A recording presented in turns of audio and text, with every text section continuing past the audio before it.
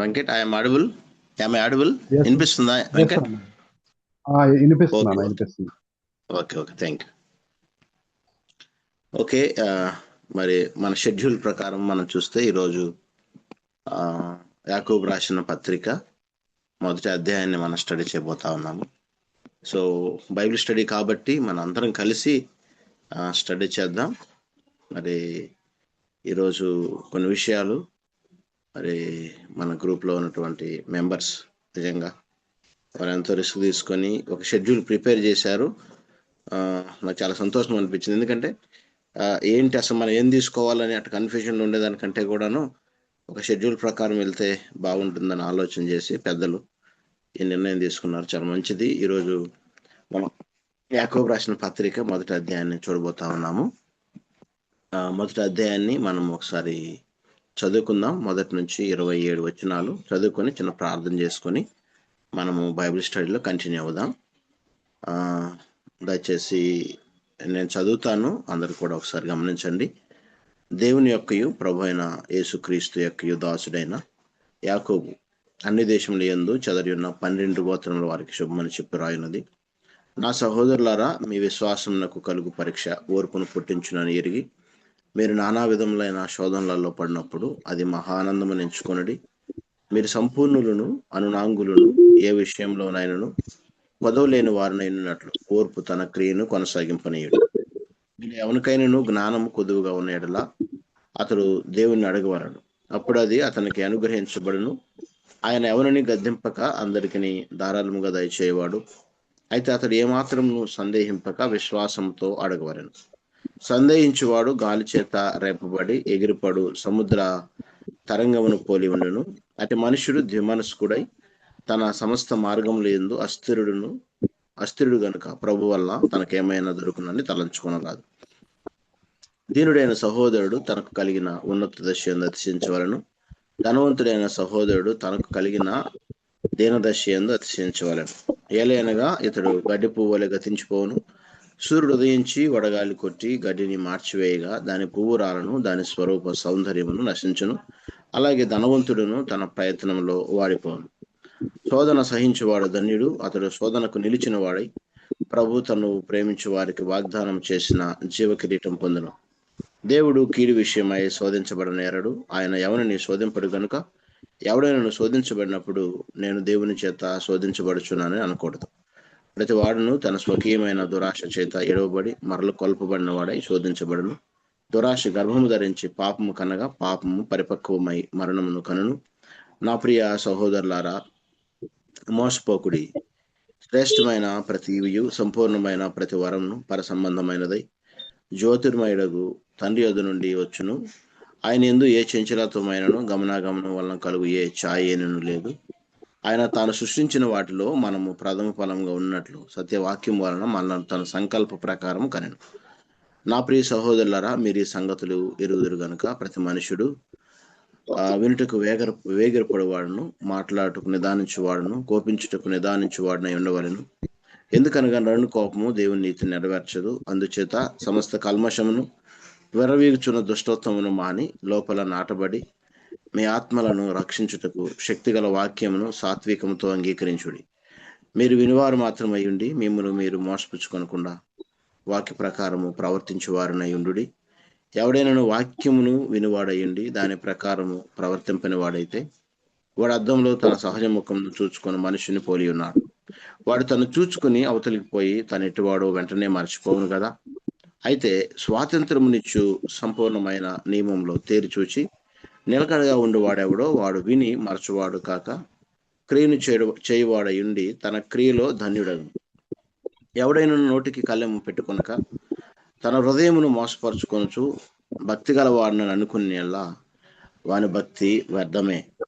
తండ్రి అయిన దేవుని ఎదుట పవిత్రమును నిష్కలంకమునైన భక్తి ఏదనగా దిక్కులోని పిల్లలను విధవరాండ్రను వారి ఇబ్బందిలో పరామర్శించుటయు ఇహలోక మాలిన్యము తనకంటకుండా తను తాను కాపాడుకున్నట్టునే. చిన్న ప్రార్థన చేసుకుందాం. పరిశుద్ధుడైన తండ్రి, ప్రేమ కలిగిన దేవ, మీకు వందనాలు స్తోత్రాలు చెల్లిస్తున్నా. ఈ సాయంకాల వేళ ప్రభువా, ఏఎఫ్సి కుటుంబాలుగా మీ సన్నిధికి వచ్చాం.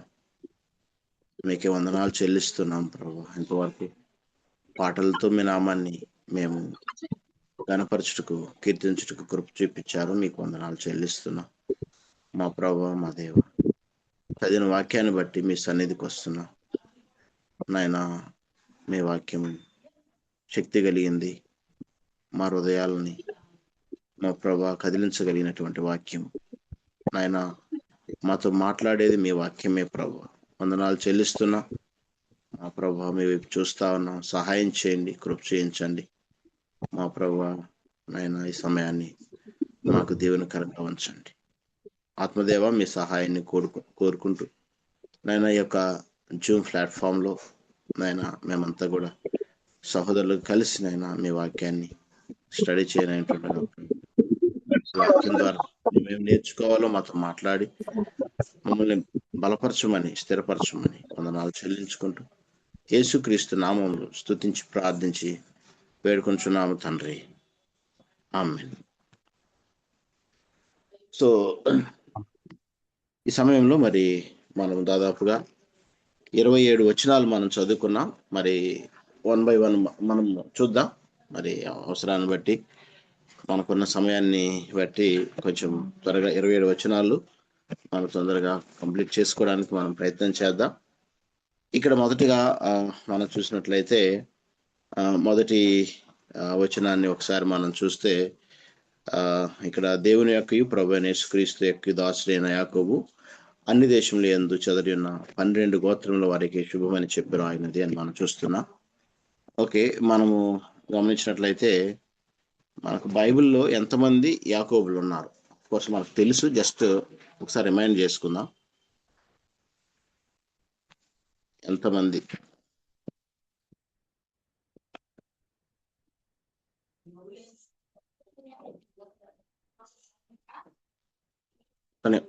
కొత్త నిబంధనలో మనకు ఎంతమంది యాకోబులు మనకు కనిపిస్తుంది?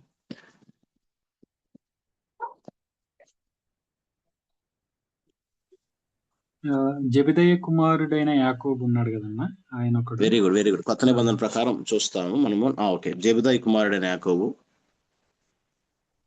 తర్వాత ఈ పత్రిక రాసిన యేసు ప్రభు తమ్ముడు. Very good. ఇప్పుడు ఈ పత్రిక రాసినటువంటి brother of Jesus Christ, Yesu Kristu ప్రభు సోదరుడు. Yes, very good. One of the disciples, Alphaeus కుమారుడైన యాకోబు. ఇంకో నలుగురు మనము కొత్త నిబంధనలో మనం చూస్తా ఉన్నాము. ఓకే, వెరీ గుడ్, చాలా సంతోషం.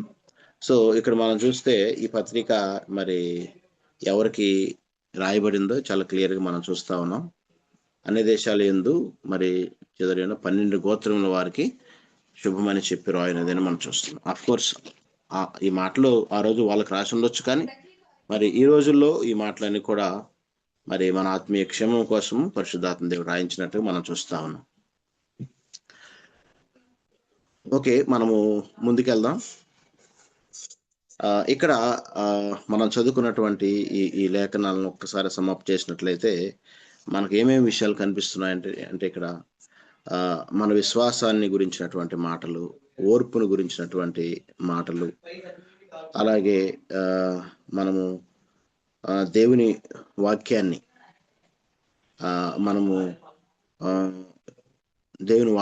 మనం ఎలా అనుసరించాలి అన్నటువంటి మాటలు, భక్తి అంటే ఏంటి, ఇలాంటి సంగతుల గురించిన విషయాలు ఇక్కడ రాయబడ్డట్టుగా మనం చూస్తా ఉన్నాం. మనము తొందరగా వెళ్దాము.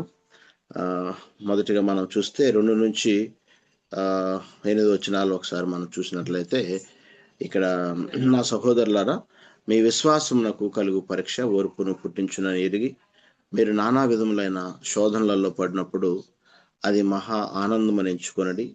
మీరు సంపూర్ణులను అనునాంగులను, ఏ విషయంలోనూ కొదవలేని వారినై ఉన్నట్లు ఓర్పు తన క్రియను కొనసాగింపనీయుడి. ఈ 2 నుంచి 4 వచనాలు ఒకసారి మనం ఆలోచన చేసినట్లయితే ఇక్కడ, నా సహోదరులారా, మీ విశ్వాసమునకు కలుగు పరీక్ష ఓర్పును పుట్టించునని ఎరిగి నానా విధములైన శోధనలు పడినప్పుడు అది మహా ఆనందం అని ఎంచుకున్నది అని మనం చూస్తా ఉన్నాం. అలాగే మీరు సంపూర్ణులను అనునాంగులను, ఏ విషయంలోనూ కొదువులేని వారిని ఉన్నట్లు ఓర్పు తన క్రియను కొనసాగింపనీయుడని మనం చూస్తాం. ఇక్కడ 2 నుంచి 4 దాకా మనము గమనించినట్లయితే పేషెన్స్ను గురించినటువంటి మాటలు మనకి ఇక్కడ కనిపిస్తున్నాయి. అంటే విశ్వాసులుగా మనము ఓర్పును కలిగి ఉండాలని, లేదా ఓర్పును మనము కొనసాగించాలని, లేదా ఓర్పు తన క్రియను కొనసాగింపనీయుడని అన్న మాటలు మనం ఇక్కడ జ్ఞాపకం చేసుకుంటా ఉన్నాం. అయితే ఇక్కడ ఒక మాటని మనం గమనించినట్లయితే, మీ విశ్వాసమునకు కలుగు పరీక్ష ఓర్పును పుట్టించునని ఎరిగి నానా విధములైన శోధనలో పడినప్పుడు అది మహా ఆనందమని ఎంచుకొనడి. సో దీన్ని బట్టి మనకేమర్థమవుతుందంటే, మన విశ్వాస జీవితానికి పరీక్షలు ఉంటాయి అన్న విషయము మనకి ఇక్కడ అర్థమవుతుంది. మన విశ్వాస జీవితానికి కొన్ని పరీక్షలు ఉంటాయన్న విషయము ఇక్కడ మనం అర్థం చేసుకుంటా ఉన్నాం. ఉదాహరణకి ఒకసారి మనం ఆలోచన చేసినట్లయితే, అబ్రహాముని దేవుడు పరిశోధించినట్టు మనం చూస్తా ఉన్నాం. అలాగే ఏబును గమనించినట్లయితే, మరి ఏబు జీవితంలో మనం ఆయన్ని గమనించినట్లయితే తన్ను పరీక్షించినట్టుగా మనము చూస్తా ఉన్నాం. సో దేవుడు ఆయా సందర్భాల్లో మరి కొన్నిసార్లు మరి ఆయనే పరిశోధించినట్టుగా లేదా పరీక్షించినట్టుగా మనము జ్ఞాపకం చేసుకుంటున్నాం. యోబు గ్రంథంలో మనం చూస్తే భక్తుడైన యోబుని సాతానుడు శోధించడానికి దేవుడే అనుమతించినట్టుగా మనం అక్కడ కొన్ని విషయాలు జ్ఞాపకం చేసుకుంటా ఉన్నాం. అవి మనం గతంలో కూడా యోబు క్యారెక్టర్లో మరి ఒకసారి జయకుమార్ అన్న తీసుకున్నప్పుడు ఆ విషయాన్ని మనం చూసాం.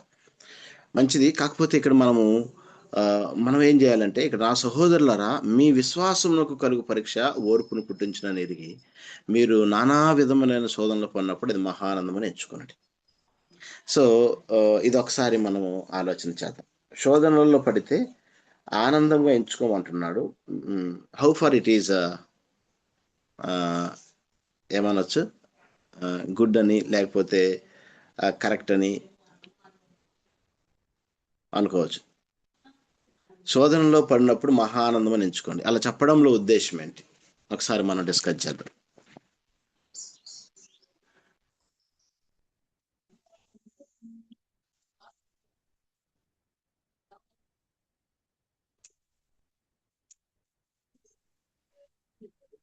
అంటే కష్టాలు శ్రమలు వచ్చినప్పుడు దేవుడు టెస్ట్ చేసినప్పుడు మన జెన్యూన్నెస్ ఆఫ్ ఫెయిత్ అనేది తెలుస్తుంది అమ్మా. అంటే ఎంత ఫెయిత్ గా దేవుని పట్ల విశ్వాసంగా ఉన్నామో తెలుస్తుంది. కాబట్టి అనేది ఆయన పైన ఆధారపడడానికి, ఆయన ఎందుకు విశ్వాసం ఉంచడానికి దోహదపడుతుంది అనేది ఒక పాయింట్ అన్నమాట. Okay okay, very good. అది మన విశ్వాసాన్ని కూడా మనం అదే కదన్నా, అక్కడ 3వ వచనంలో అంటున్నాడు కదా, అది మనకి మన విశ్వాసాన్ని పరీక్ష, అది మన విశ్వాసానికి పరీక్ష. ఆ విశ్వాసానికి పరీక్ష వచ్చినప్పుడు మన ఓర్పు అది పెంపొందిస్తుంది మనం. Okay okay, it produces steadfastness. Okay okay, right right, good brother. Question ఒకసారి చెప్పు చంద్ర. అన్న అదేలే, ఇప్పుడు మీరు నానా విధములైన శోధనలో పడినప్పుడు అది మహానందం అని ఎంచుకొని అన్నాడు కదా, అలా చెప్పడంలో ఉద్దేశం ఏంటన్న? ఇంకో విషయం ఏంటంటే, ఇక్కడ మనకి ఇక్కడ శోధన అని పెట్టాడు కదా, జస్ట్ శోధన ఇస్ నథింగ్ బట్ దేర్. ఇక్కడ కాంటెస్ట్ ఏంటంటే టెస్టింగ్. ఎస్ అన్న. ఇంకో చోట అంటాడు దేవుడు ఆయన శోధించడు కదా అని అంటాడు. శోధన ఈ టెంప్టేషన్ అది టెస్ట్ వేరు. సో డెవిల్ ఏమో టెంప్ట్ చేస్తుంది in order to causes to fall into sin. ప్రభు టెస్ట్ చేస్తాడు in order to see the growth in our faith. అయితే ఇప్పుడు ఇక్కడ మనకి ఈ టెస్ట్, ఇక్కడ ఏదైతే శోధన మెన్షన్ చేసాడో అది టెస్ట్ అనమాట. ఈ నానా విధాలంటే నువ్వు ఎన్నింటిలో ఎన్ని రకాలుగా పడితే అంత ఎక్స్పీరియన్స్ అవుతుంది. Very so good, very good అన్న. ఇప్పుడు if you want to be leader, first you should learn how to be servant. Yes అన్న. ప్రభు ఇది క్లియర్ గా చెప్పాడు అనమాట. ఏంటంటే క్రిస్టియన్ లైఫ్ అనేది this is not comfortable life. మన వాళ్ళు చాలా మంది ఎస్ ఎస్ అన్న. నువ్వు ప్రభుని తెలుసుకుంటే విఠలాచార్య, చిన్నప్పుడు విఠలాచార్య సినిమాలు చూస్తే, సో అది అతని చేతిలో ఏదో కర్ర ఉంటుంది, అది ఊపేసరికి ఎన్నెన్నో జరిగిపోతా ఉంటాయి. అట్లా జరిగిపోతే ఉపయోగం లేదు. అవును. కానీ క్రిస్టియన్ లైఫ్ అన్నది అనేకమైన టెస్టులు గుండా వెళ్తున్నప్పుడు మనం Yes. Will learn many lessons అన్నమాట. ఇప్పుడు టెస్ట్ Yes, లేకుండా yes ఉంటే అన్న. అసలు ఇప్పుడు మనకి క్లాస్కైనా కూడా ఇప్పుడు అవునన్నా. ఓన్లీ 7th 10th అప్పుడు కామన్ గా ఉండేది. ఇప్పుడు ఏం పరిస్థితి తెలియదు. కానీ ఇప్పుడు అసలు ఈ 10th అన్న. సంవత్సరాలు ఏం జరిగింది, ఈ సంవత్సరాలు ఏం నేర్చుకున్నాం, ఏం జరిగింది కూడా అర్థం కాదు. ఆ అవునన్నా. టెస్ట్ ఉన్న సంవత్సరాలే గుర్తు, అక్కడే అప్పుడు ఏం చేసాం, ఎంత కష్టపడ్డాం గుర్తు వస్తుంది. అది అవునవును. తర్వాత అపోస్తులైన పౌలు గురించి చూసినప్పుడు, నేను ఇన్ని రకాలుగా ఉన్న శ్రమలు వెళ్తున్నప్పుడు ఆ చాలా లిస్ట్ చేస్తాడు కదా, ఇన్నిసార్లు దెబ్బలు తిన్నాను, ఇన్నిసార్లు షిప్ ఎక్కువ కండిషన్ లో ఉన్నాను అని మొత్తం ఇస్తాడు ఒక లిస్టు. ఇది అవునవునన్నా. జరిగితే ఇవన్నీ కూడా అతను టెస్టింగ్స్. అతను ఏమంటాడంటే, నేను ఏ పరిస్థితుల్లో ఉన్న వారినైనా కూడా ఆదరించడానికి దేవుడు నన్ను ఇటువంటి పరిస్థితి కూడా తీసుకెళ్తున్నాడు అంటున్నాడు. ఎస్ ఎస్ అన్న. సో కాబట్టి మనము ఒక యూస్ఫుల్ వెజిల్ గా ఉండాలి అంటే నువ్వు అన్నా. ముందు నువ్వు వెళ్ళాలి ఆ పరిస్థితులు గుండా. నువ్వు ఆ Yes, విధంగా yes. సఫర్ కావాలి.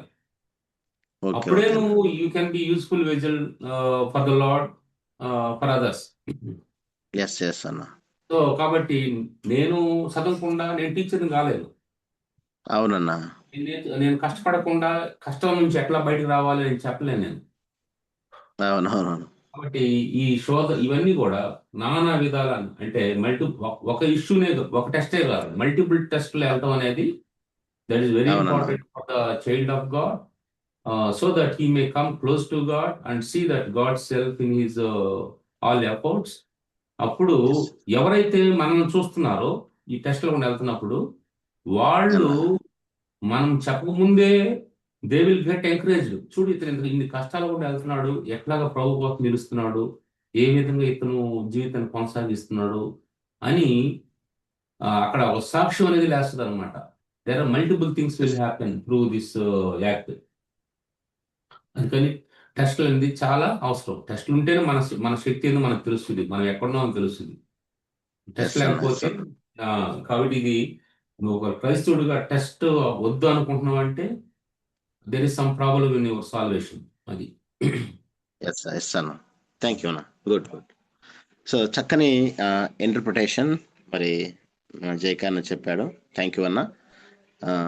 సో మన ఆత్మీయ జీవితానికి నిజంగా మరి నానా శోధనలో పడ్డప్పుడు మహానందమని ఎంచుకునడు అని చెప్పడంలో ఉద్దేశం ఏంటంటే, అన్న చెప్పినట్టు ఒక విశ్వాసిగా మరి ముందు అలాంటి టెస్టులు గుండా మనం వెళ్ళినప్పుడు మన ఆత్మీయ స్థితి ఏంటి, లేదంటే అవన్నీ కూడా మనం తెలుసుకోవచ్చు. మనం ఏ మేరకు ఉన్నాము, పరీక్షలు లేకపోతే మనము ఏ విధంగా అయితే భౌతిక సంబంధమైన సెక్యులర్ లైఫ్లో మరి పై స్థాయికి వెళ్ళలేమో, అలాగే విశ్వాస జీవితంలో కూడా ఇలాంటి పరీక్షలు అనేవి ఇస్తే మనము కొంచెం ఆత్మీయంగా గ్రో అవ్వడానికి, మరి ఒక యూజ్ఫుల్ వెజల్గా ఉండడానికి ప్రభు కొరకు, ప్రభు మహిమార్థమై మరి అలా రావడమే మంచిదని అంటున్నాడు.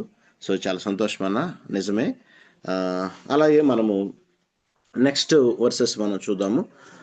5 నుంచి 8 ఒకసారి మనం చూసినట్లయితే, ఇక్కడ మీలో ఎవరికైనాను జ్ఞానం కొదువుగా ఉన్న యెడల అతడు దేవుని అడగవలను, అప్పుడు అది అతనికి అనుగ్రహించబడను. ఆయన ఎవరిని గద్దింపక అందరికి ధారాళంగా దయచేయవాడు. అయితే అతడు ఏమాత్రం సందేహింపక విశ్వాసంతో అడగవలను. సందేహించువాడు గాలి చేత రేపబడి ఎగిరిపడు సముద్ర తరంగంను పోలియుండును. అటు మనుష్యుడు ద్విమనస్కుడై తన సమస్త మార్గంలో ఎందు అస్థిరుడు గనుక ప్రభు వలన తనకేమైనా దొరుకునని తలంచుకుంటాను.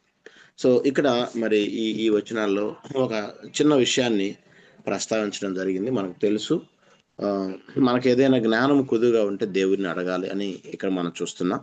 మరి అది ఏ రకమైన జ్ఞానమైనా కావచ్చు. So whatever the knowledge or wisdom it is, అది ఏ టైప్ జ్ఞానమైనా కావచ్చు.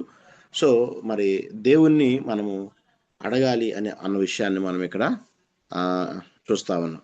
అది ఏ రకమైన జ్ఞానమైనా కావచ్చు.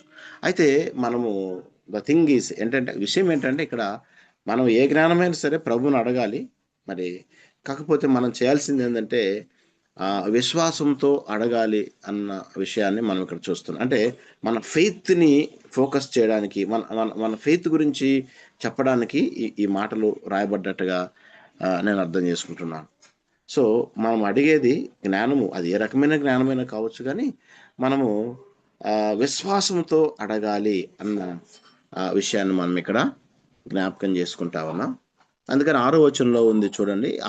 5లోనే కంటిన్యూ చేద్దాము. ఆయన ఎవరిని గద్దింపక అందరికి ధారాళంగా దయచేవాడు. అయితే అడిగే వ్యక్తి విశ్వాసంతో అడగాలి అని ఆ విషయాన్ని మనం ఇక్కడ జ్ఞాపకం చేసుకుంటామని. సో, అంటే కొన్నిసార్లు మన జీవితాల్లో మనం చూస్తా ఉన్నాం. శిష్యుల యొక్క జీవితాలను మనం చూసినప్పుడు ప్రభుతో ఉన్నారు, ప్రభుతో తిరిగారు. మరి అంత అన్యోన్యత కలిగి జీవించినా కూడా ఒకానొక సందర్భంలో మరి ధోని అలల చేత మరి కప్పబడ్డప్పుడు, ప్రభువా నశించిపోతున్నాము, నీకు చింత లేదా అన్న విషయాన్ని మనం అక్కడ చూస్తా ఉన్నాం. శిష్యులు అడుగుతున్నారు, ప్రభువా మేము నశించిపోతున్నాము, నీకు చింత లేదా అన్న విషయం మనం చూస్తున్నాం. ప్రభు వారిని కొన్నిసార్లు గద్దించిన పరిస్థితి మనం చూస్తున్నాం. ఒకానొక సందర్భంలో అల్ప విశ్వాసులారా అన్నాడు, విశ్వాసము లేని మూర్ఖ తరం వార్లారా అన్న విషయాన్ని కూడా మనం చూస్తా ఉన్నాం. అంటే మన విశ్వాస జీవితంలో, మరి మన యొక్క భక్తి జీవితంలో మరి ఫెయిత్ అనేది చాలా చాలా ఇంపార్టెంట్. మనం ఎప్పుడు కూడా అవిశ్వాసులుగా లేదంటే అవిశ్వాసంతో మనము ముందుకు సాగకూడదు. ఎందుకంటే దేవుని బిడ్డలుగా మనము మన గురంతా కూడా విశ్వాసంతోనే మరి ముందుకు సాగవలసిన వారిగా మనం ఉంటున్నాం. సో కాబట్టి ఇంకేదైనా పాయింట్స్ యాడ్ చేయాలంటే చేయొచ్చు 5 to 8లో ఎవరైనా మన దగ్గర ఉన్న పెద్దలు, లేదంటే మనము నెక్స్ట్ వర్స్కి వెళ్ళిపోదాము.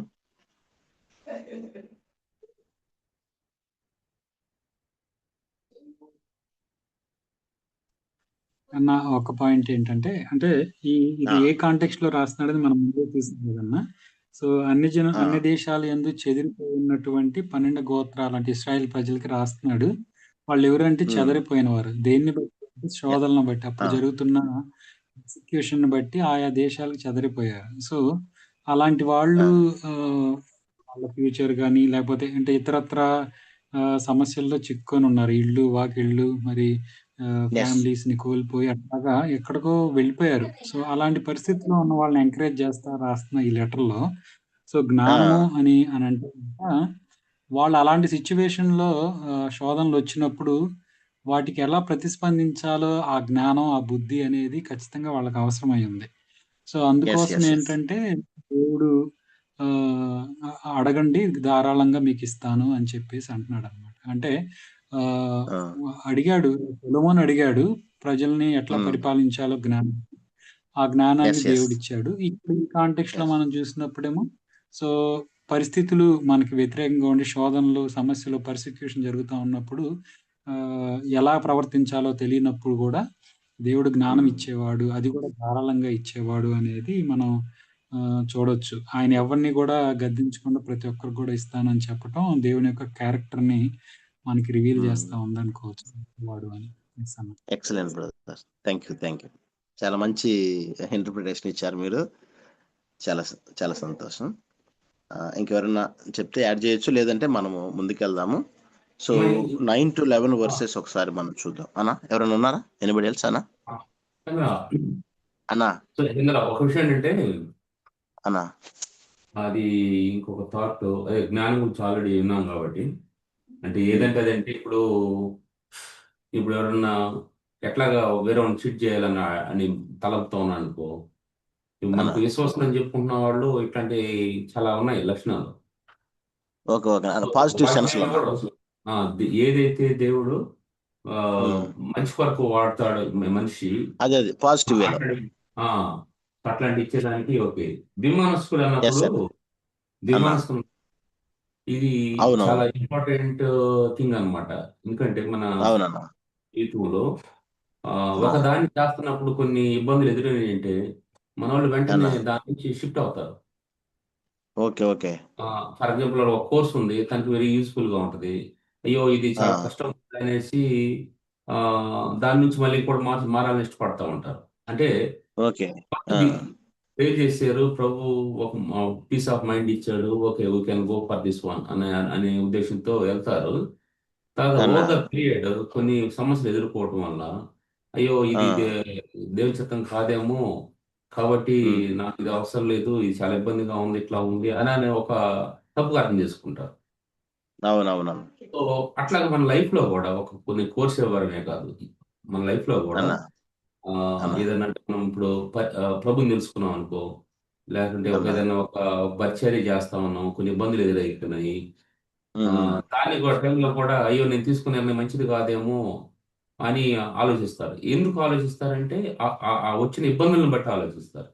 నీకు ఓకే. పరిచర్య ఓకే అన్న. పని చేస్తున్నప్పుడు ఖచ్చితంగా ఏదో ఒకటి ఉంటది. నువ్వు చేయకుండా ఉంటే ఏముండదు కానీ చేస్తా ఉంటే ఉంటది. నువ్వు ఫస్ట్ అవును. కన్ఫర్మేషన్ అనేది ప్రభు దగ్గర నుంచి పొందిన తర్వాత, ఆ తర్వాత అన్నా. నువ్వు స్టార్ట్ చేస్తే ఏదైనా కూడా నువ్వు అదే రూట్లో వెళ్ళాలి. అది అవును. కాకుండా నేను అటు ఇటు వస్తే ఇటు కొంచెం ఇబ్బందిగా ఉంటే అటు అటు అటు కొంచెం ఇబ్బందిగా ఉంటే ఇటు అంటే ఇబ్బంది లేదంటూ ఏముండదు. సో అందుకని అవును. దివాన్సులు ఉన్నప్పుడు he will not succeed in his work అన్నమాట. నాకు తెలిసిన ఓకే. ఓకే కొంతమంది అన్న. వాళ్ళు పెద్ద చదువులు చదవలేదు. వాళ్ళు ఏం చేశారు చిన్నప్పటి నుంచి ఒక అలవాటు. లేకపోతే నేను స్వీట్ షాపు రన్ చేసుకుంటా. స్వీట్ షాప్ అంటే ఇదేందిరా ఇట్లా అనుకున్నారు. కానీ దాంట్లో మనస్ఫూర్తిగా వాళ్ళు కష్టపడటం వల్ల దాంట్లో ఉన్న స్థితికి వచ్చినోళ్ళు ఉన్నారు. అట్లాగా ఏదైనా ఒకటి మనం అంటే మనం విశ్వాసిగా ప్రభు నుంచి కన్ఫర్మ్ అయిన తర్వాత మనం ఒక నిర్ణయం తీసుకునేటప్పుడు ప్రేయర్ చేయడం మంచిది. ప్రభు అవునన్నా. కన్ఫర్మేషన్ ఇచ్చిన తర్వాత ఎటువంటి హ్మ్. ఇబ్బంది అయినా కూడా నువ్వు దాంట్లో వెళ్ళటం మంచిది. ఎందుకంటే whatever problems you are going through, out of it you are learning something. అది నీ ఎక్స్పీరియన్స్ యెస్. అన్నమాట. అది నువ్వు ఓకే. రానున్న ఓకే. దినాల్లో వేరే వాళ్ళకి నువ్వు షేర్ చేయగలుగుతావు. ఈ పనిలో ఇటువంటి సమస్యలు ఉంటాయి, ఈ విధంగా హ్యాండిల్ చేయాలని నువ్వు చెప్పగలుగుతావు. అవును. కాబట్టి మనము ఈ ద్విమనస్గా ఉండకుండా ఏక మనసుతో ఉండటం అనేది చాలా అవసరం అన్నమాట. అవునన్నా. చాలా అవసరం. ఇది మనకి ఇక్కడ చాలా ఫెయిల్యూర్ చూస్తా ఉంటాం. ఆహ్, అవునన్నా. ఆహ్, ఇది చాలా అవసరం అన్నమాట. నెక్స్ట్ ఆ ఓకే. ఓకే. ప్రీవియస్ మనం ఒక మాట చెప్తానక్కడ. ఈ ఆ టెస్టుల గురించి అన్నప్పుడు ఇజ్రాయెల్ ప్రజలు అన్నా. ఐగుప్తు నుంచి కానాన్‌కి రావడానికి తక్కువ డేస్ 40 డేస్ సంథింగ్ ఏదో అయిపోద్ది, షార్ట్ కట్‌లో ఉంది వే. అవునన్నా. ఆహ్, కానీ వాళ్ళకి 40+ ఇయర్స్ ఎందుకు తీసుకున్నాడనంటే వాళ్ళ మనసులో ఏముందనేది బయటికి రావడానికి. అది బయటికి రావాలంటే టెస్ట్ ఉండే ఎళ్ళాలి. అవునవును. ఆ టెస్ట్‌లో కూడా వెళ్ళినప్పుడే వాట్ ఈస్ దట్ ఎగ్జాక్ట్‌లీ నిజమైన ప్రభు మీద ప్రేమ ఉందా? లేకుంటే వీళ్ళు నటిస్తున్నారా? అది సమస్యలొచ్చినప్పుడేమో దేవా నువ్వు తప్ప ఇంకెవరు లేరంటారు. సమస్య తీరిన తర్వాతేమో అసలు నువ్వు ఎక్కడున్నావు అనే మాటలో ఉంటారు మనిషి. సో, ఆ టెస్ట్ గుండా తీసుకెళ్తే ఈయన బయటకొస్తాడనమాట ఏందనేది. అవునన్నా. హ్మ్. అక్కడ వాళ్ళు 5 రొట్టెలు 2 చేపలు 5,000కి పెంచినప్పుడు వాళ్ళ ప్రభువుని రాజుగా చేయాలనుకుంటారు. తర్వాత ప్రభు అవును. అంటాడు కిందకొచ్చినోళ్ళకి వచ్చినప్పుడు, "మీరు నన్ను రొట్టెల కోసం వెంబడిస్తున్నారు గాని" అని అంటాడు అక్కడ రొట్టెల కోసమని. అదే హ్మ్. మనుషులు ఆ తర్వాత అవును. కొన్ని శాస్త్రులు పరిచయలొచ్చి వాళ్ళని రెచ్చగొట్టేసరికి వాళ్ళు సిలువేయమనంటారు. అవును. ఆ! సో, ఇదంతా ఏందంటే మనకి అవసరం వచ్చినప్పుడు ఒక విధంగా, అవసరం లేనప్పుడు ఒక విధంగా మనసులో బయటకొస్తదనమాట అసలు యాక్చువల్‌గా ఏందనేది. అవునన్నా. ఓకే అమ్మ. ఓకే అన్న. ఓకే అన్న. థ్యాంక్ యూ అన్న.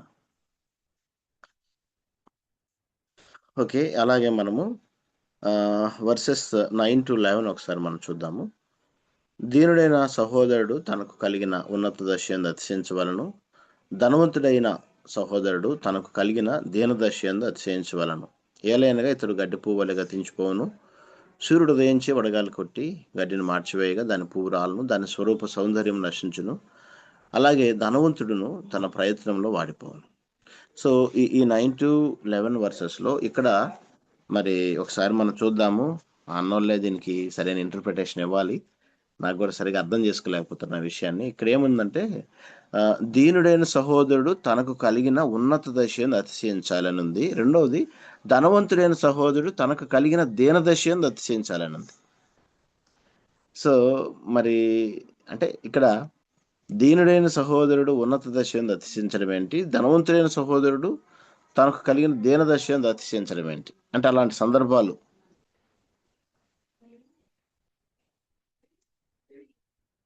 అన్న ఒకసారి ఇది కొంచెము అంబిగియస్ గా ఉందన్న, ఒకసారి మీరు అంటే ఎవరు దీనులకు మాట్లాడకపోతే నేను చెప్తాను. ఎవరు మాట్లాడకపోతే నా ఆలోచన అంటే ఎట్లా ఉందనేది నేను ఒకసారి అంటే తలంపు అన్న అన్నోళ్ళు ఎవరు కానీ ఇంకా వేరే వాళ్ళు మాట్లాడుకుంటుంటే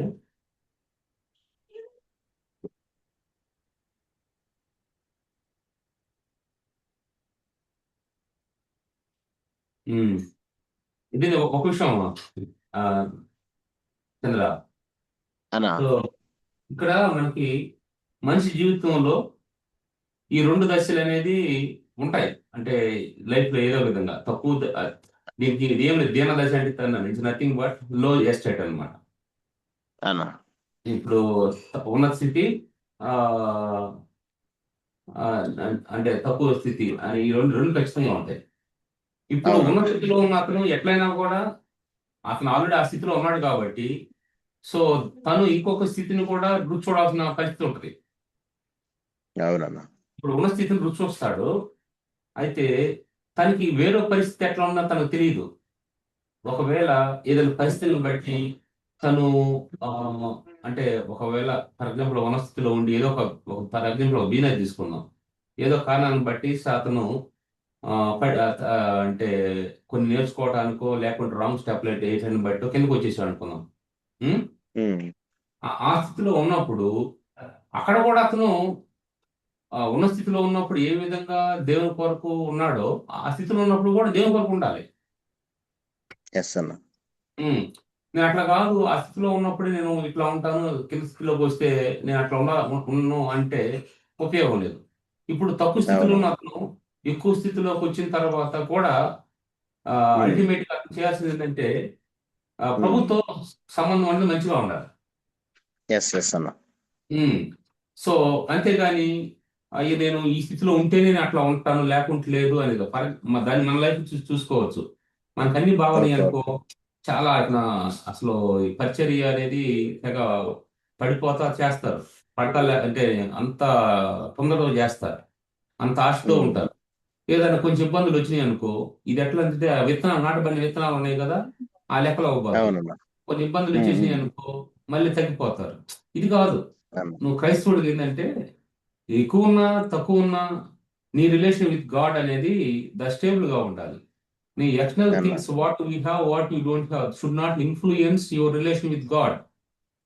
అదనమాట నా శరీరం. ఎందుకంటే ఈ కింద ఈ మొత్తం చూసినా కూడా మొత్తం ఏం చెప్తానంటే nothing is permanent, nothing is permanent. కాబట్టి నువ్వు పర్మనెంట్ కానివాటితో కనెక్ట్ అయిపోయి నువ్వు అన్స్టేబుల్ గా ఉంటుంది దేనికి? అందుకని ప్రభు అంటాడు నీ పైన వాటిని వెతకమంటాడు. Don't mind about things which are on the earth. మీకు కావాల్సిన ఏంటంటే జీవించడానికి ఎంత అవసరం అంత కావాలి మీకు, అంతే. దీనికోసం ఏదో తెగ పర్మనెంట్ ఉంటాయి అన్నట్టుగా మీరు తెగ రెచ్చిపోవద్దు దానికోసం. అదంతా నువ్వు ఎంత చేసినా కూడా అంతే. నీకు కావాల్సింది ఏంది? ఇప్పుడు అవసరతలో ఉన్న వాడికి అటు అవసరత తీరేదానికి వచ్చిందనుకో, ఈ విల్ హ్యావ్ దట్ సాటిస్ఫాక్షన్. ఇప్పుడు ఎక్కువ మనీ ఉందను ఫర్ ఎగ్జాంపుల్, వాడికి అసలు ఎంత వస్తుందో ఎంత పోతుందో ఏం అర్థం కాదు, అసలు ఏం ఫీల్ కాడు. ఎందుకు? తనకు ఏమనిపించింది. కాబట్టి మనం ఏ స్థితిలో ఉన్నా కూడా ఆ స్థితిలో ఉండటం అనేది తెలుసుకోవాలి. ఇప్పుడు అదనమాట అంటే నేను ఒక దాంట్లోనే ఉండగలుగుంటే ఉంటాను లేకుంటలేదు అని కాకుండా, so any condition you should have nice connection with the Lord అనమాట. హలో అయిపోయింది తమ్ముడు. జేకే ఫినిష్ చేశారా? అయిపోయిందన్నా.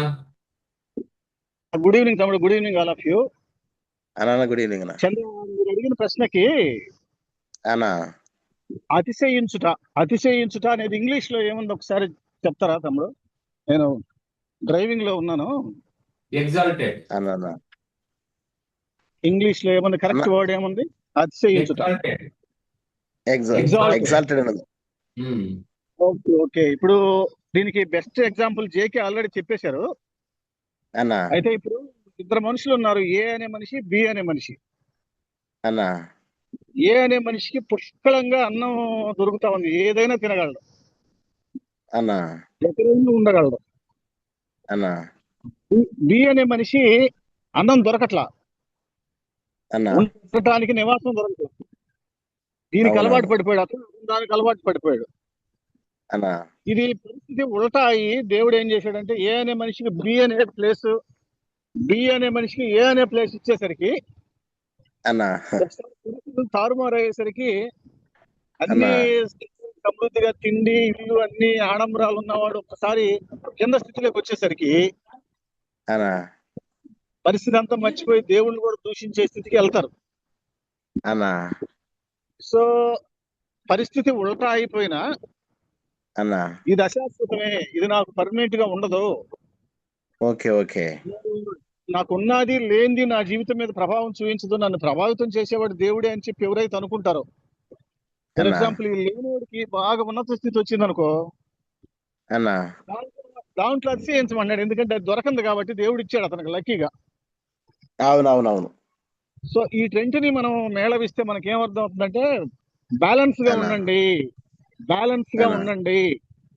ఓకే ఓకే పొజిషన్స్, విషయాలు, పేదరికం, ధనం మిమ్మల్ని ప్రభావితం చేయకుండా దేవుడు మాత్రమే ప్రభావితం చేయాలి.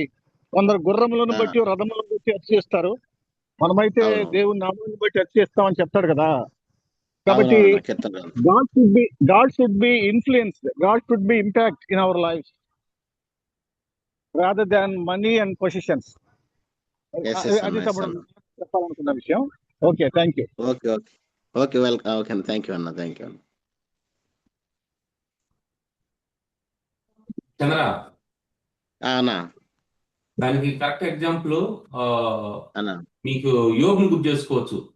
బాగా అన్నా మంచిగా యోగుని గుర్తు చేసుకోవచ్చు. యోగు ఎస్ అన్న అవునన్నా మన ఏఎఫ్సి యోగు గారు, నేను మామూలుగా యోగు అంటున్నాను బైబిల్లో. అవునన్నా యోగుని గుర్తు చేసుకోవచ్చు. యోగు భార్య ఏమో మంచి రిచ్ గా ఉన్నప్పుడు నీకంటే సాటి అవును ఎవరు లేదు, నీకు నా అవును అల్లు స్థితి మహిమ పాటలు పాడుతా ఉంది. అవునవును లేదు. తర్వాత అవును బాగా డౌన్ అయిపోయిన దినస్థితికి వచ్చేసరికి అన్నా నువ్వు గట్టిగా లాభం చనిపోకూడదా అంటుంది. అవునవునన్నా దూషించి చేయకూడదా అంటుంది. యోగు ఆ ఉన్న స్థితిలో ఉంటుంది నేర్చుకున్నాడు, లేని స్థితిలో ఉంటుంది అన్నా నేర్చుకున్నాడు. This is not for direct. అది ఒక ఎగ్జాంపుల్ అనమాట. అన్నా ప్రొవర్బ్స్ లో ఒక మాట అంటాడు, అన్నా అది 30 లో 8-9 అనుకుంటుంది బహుశా. నేను ధనవంతుని అంటే ఈ స్టేజిల్లో మార్పు వచ్చే అవకాశం ఉంటుంది. అన్నా నేను ధనవంతుని అయిపోతే నేను మర్చిపోతానేమో, దరిద్రుని అయితే నేను దూషిస్తాను, నాకు ఎంత కావాలో అంత అవునవును అని అంటాడు. అవునవును అవునన్నా కాబట్టి అల్టిమేట్ గా ఏంటంటే ఈ వేరు వేరు స్టేజ్లో ఉన్నప్పుడు స్వభావం మారిపోద్ది. అన్నా ఇండియాలో కానీ టెంపరేచర్ ఎక్కువైపోతుంటే ఆలోచన మారిపోతుంది. ఇప్పుడు ఏదో ఇంకా టెంపరేచర్ తగ్గలేదంట కదా. సో అట్లా అవునవును ఆత్మీయం కూడా అదే విధంగా ఉంటుంది. సరేనమ్మా. ఓకేనా థ్యాంక్ యూ అన్న. సో కాబట్టి 9 to 11 ఒకసారి మనము అన్నోళ్ళు చెప్పినట్టుగా సమ్అప్ చేసుకుంటే మనము యాక్చువల్గా ఏ స్థితిలో ఉన్నా ఆ స్థితిలో మనము అతిశయించేవారుగా లేదా సంతృప్తి కలిగి ఉండేవారుగా ఉండాలన్న విషయాన్ని మనం ఇక్కడ చూస్తా ఉన్నాము. సో ఎందుకంటే లోకంలో అది ఏదైనా సరే, అది ఏ స్థితి అయినా సరే, అది మరి ఉన్నత స్థితి అయినా దీన దశలో ఉండడమైనా సరే, అదంతా కూడా మరి లౌకికమైన అంటే ఈ లోకంలో పర్మనెంట్ కాదు కాబట్టి, సో దాని ఇంపాక్ట్ మన మీద ఉండాల్సిన అవసరం లేదు. కానీ ప్రభువే మనకు సహాయం చేయవాడు కాబట్టి మన దృష్టి అంతా ప్రభు మీద ఉండాలన్న విషయాన్ని చెప్తూ వచ్చారు అన్నాను. చాలా సంతోషం అన్న. ఇకపోతే మనము చంద్రన్న ఇంకొక థాట్ యాడ్ చేస్తారు పోయినట్టు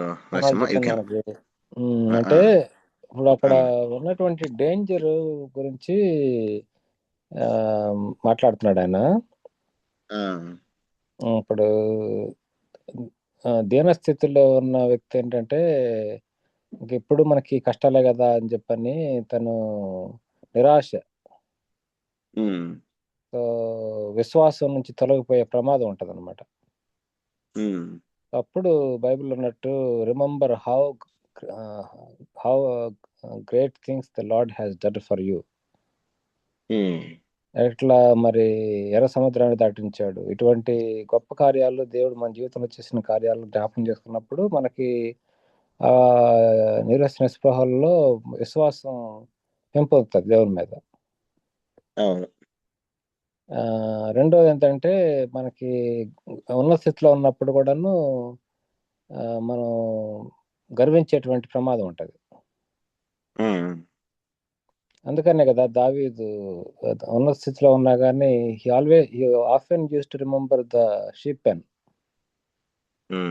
గొర్రెల దొడ్డిని ఎప్పుడు గుర్తు చేసుకుంటూ ఉండేవాడు.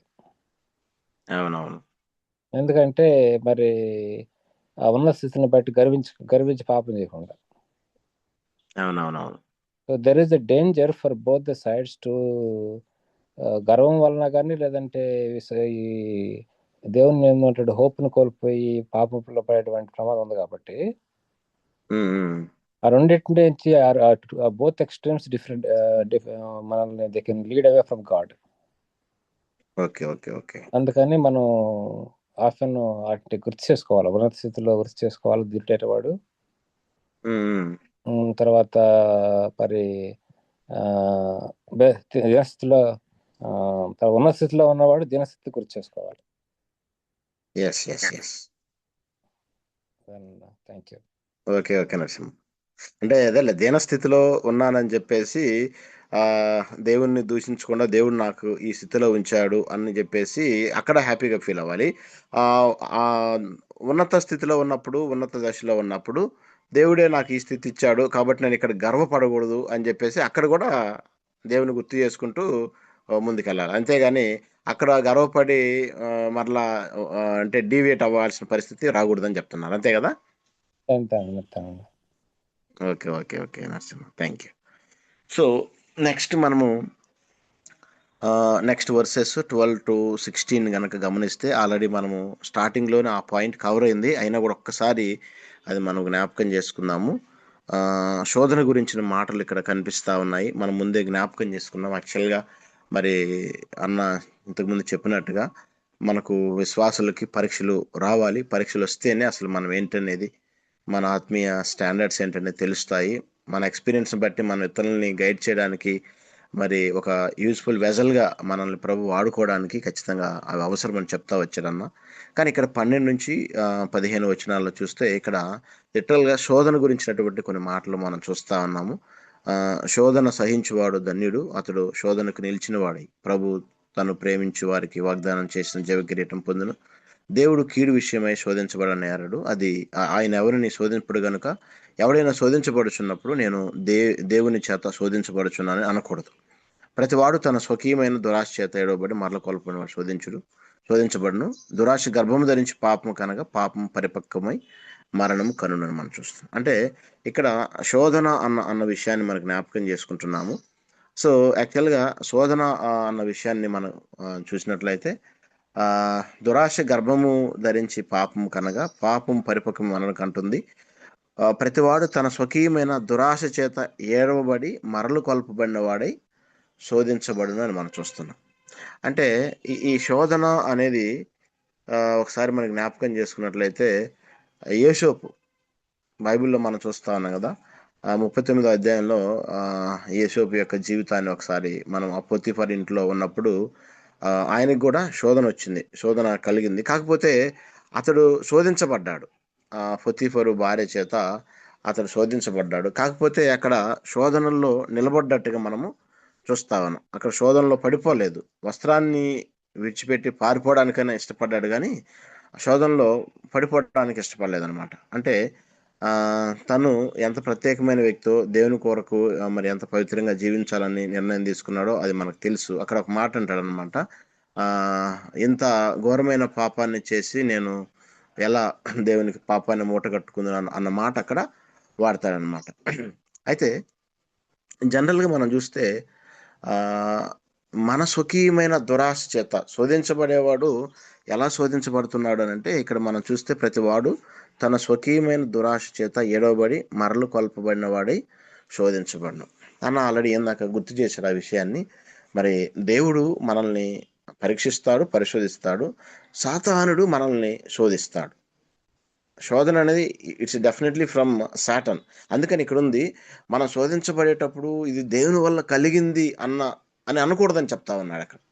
ఇది ఖచ్చితంగా it is from Satan. So మరి సాతానుడు మరి లోక సంబంధమైనటువంటి శరీర కోరికల్ని మనలో ఉంచి మనము శోధనలో పడిపోయేటట్టు చేసి మనం అవమాన పాలు అయ్యేటట్టు చేసేది అది సాతానుడి యొక్క పని. సో అందుకనే ఇక్కడ మనము జ్ఞాపకం చేసుకున్నట్లయితే 14వ వచనంలో దాని యొక్క డెఫినేషన్, ప్రతివాడు తన స్వకీయమైన దురాశ తిడబడి మరలు కొల్పబడిన వాడే శోధించబడినట్టు చూస్తుంది. సో కాబట్టి రెండు విధాలుగా మనం ఆలోచన చేసినట్టయితే దేవుడు మనల్ని శోధించేవాడు కాదు, కానీ ఆయన పరీక్షిస్తాడు, పరిశోధిస్తాడు. సాతానుడు మనల్ని శోధిస్తాడు అన్న విషయాన్ని మనం ఇక్కడ జ్ఞాపకం చేసుకుంటా ఉన్నాము. సో విశ్వాస జీవితంలో శోధనలు ఖచ్చితంగా వస్తాయి. శోధనలు వచ్చినప్పుడు శోధనలో మరి నిలబడేదానికి కూడా ప్రభు సహాయం చేసేవాడని కూడా మనం లేఖనాల్లో చూస్తా ఉన్నాం. ఖచ్చితంగా ప్రభు మనకు సహాయం చేస్తాడు. లోకంలో ఉన్నాం కాబట్టి ఖచ్చితంగా మనకు శోధనలు వస్తాయి. అయితే ఆ శోధన సహించువాడు ధన్యుడు అన్న విషయాన్ని మనం జ్ఞాపకం చేసుకుంటున్నాం. ఈ మాట మనం చూసినప్పుడు బైబిల్లో చాలామంది అబ్రహాం కావచ్చు, లేదంటే యేబు కావచ్చు, యేసు భక్తుడు కావచ్చు, సో వీళ్ళంతా కూడా మరి శోధనలో మరి లేదా పరీక్షల్లో పరిశోధనల్లో నిలబడి మరి వారు ఎంతో మరి దేవుని చేత వారు మహింపరచబడ్డట్టుగా మనం చూస్తాం. సో ఈ 12 నుంచి 15 వచనాలు ఒకసారి ఎవరైనా ఏదైనా యాడ్ చేయాలంటే యాడ్ చేయొచ్చు.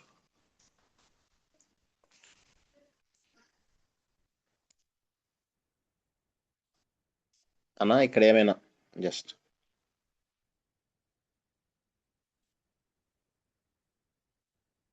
అన్నా ఇక్కడ జస్ట్ ఒక థాట్, అంటే ఇది టెంప్టేషన్ వచ్చినప్పుడు శోధన గురించి, అంటే పరీక్ష అంటే దేవుడి నుంచి వచ్చింది, పరీక్ష పరిశోధన అనేది దేవుడు నుంచి వచ్చింది.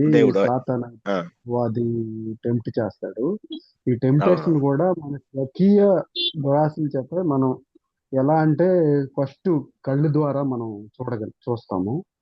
దాన్ని చూస్తుండగానే కళ్ళు ద్వారా, అంటే అక్కడ మన దాన్ని తర్వాత అది మన హృదయంలోకి వెళ్ళి దాని మీద ఎంటైసింగ్ చేస్తా దాన్ని మళ్ళీ దాన్ని చేయడానికి అక్కడితో కట్ చేయకోకుండా మనం ఇంకా ముందుకెళ్ళి దాన్ని శరీరంతో అక్కడ ఉంటది కదా, దాన్ని లింక్ చేస్తే మనం ఫస్ట్ జాన్ 2:17 ఇది అక్కడ ఉంటది కదా, the lust of the ice, lust of the flesh and the pride of life.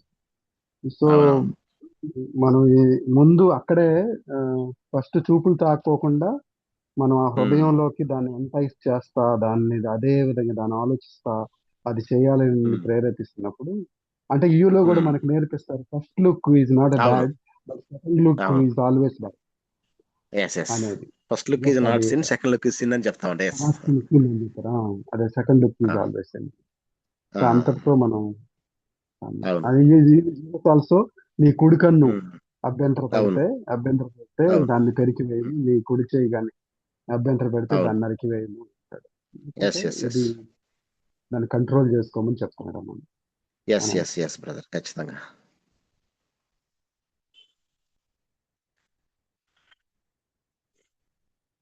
Okay Anil brother, thank you.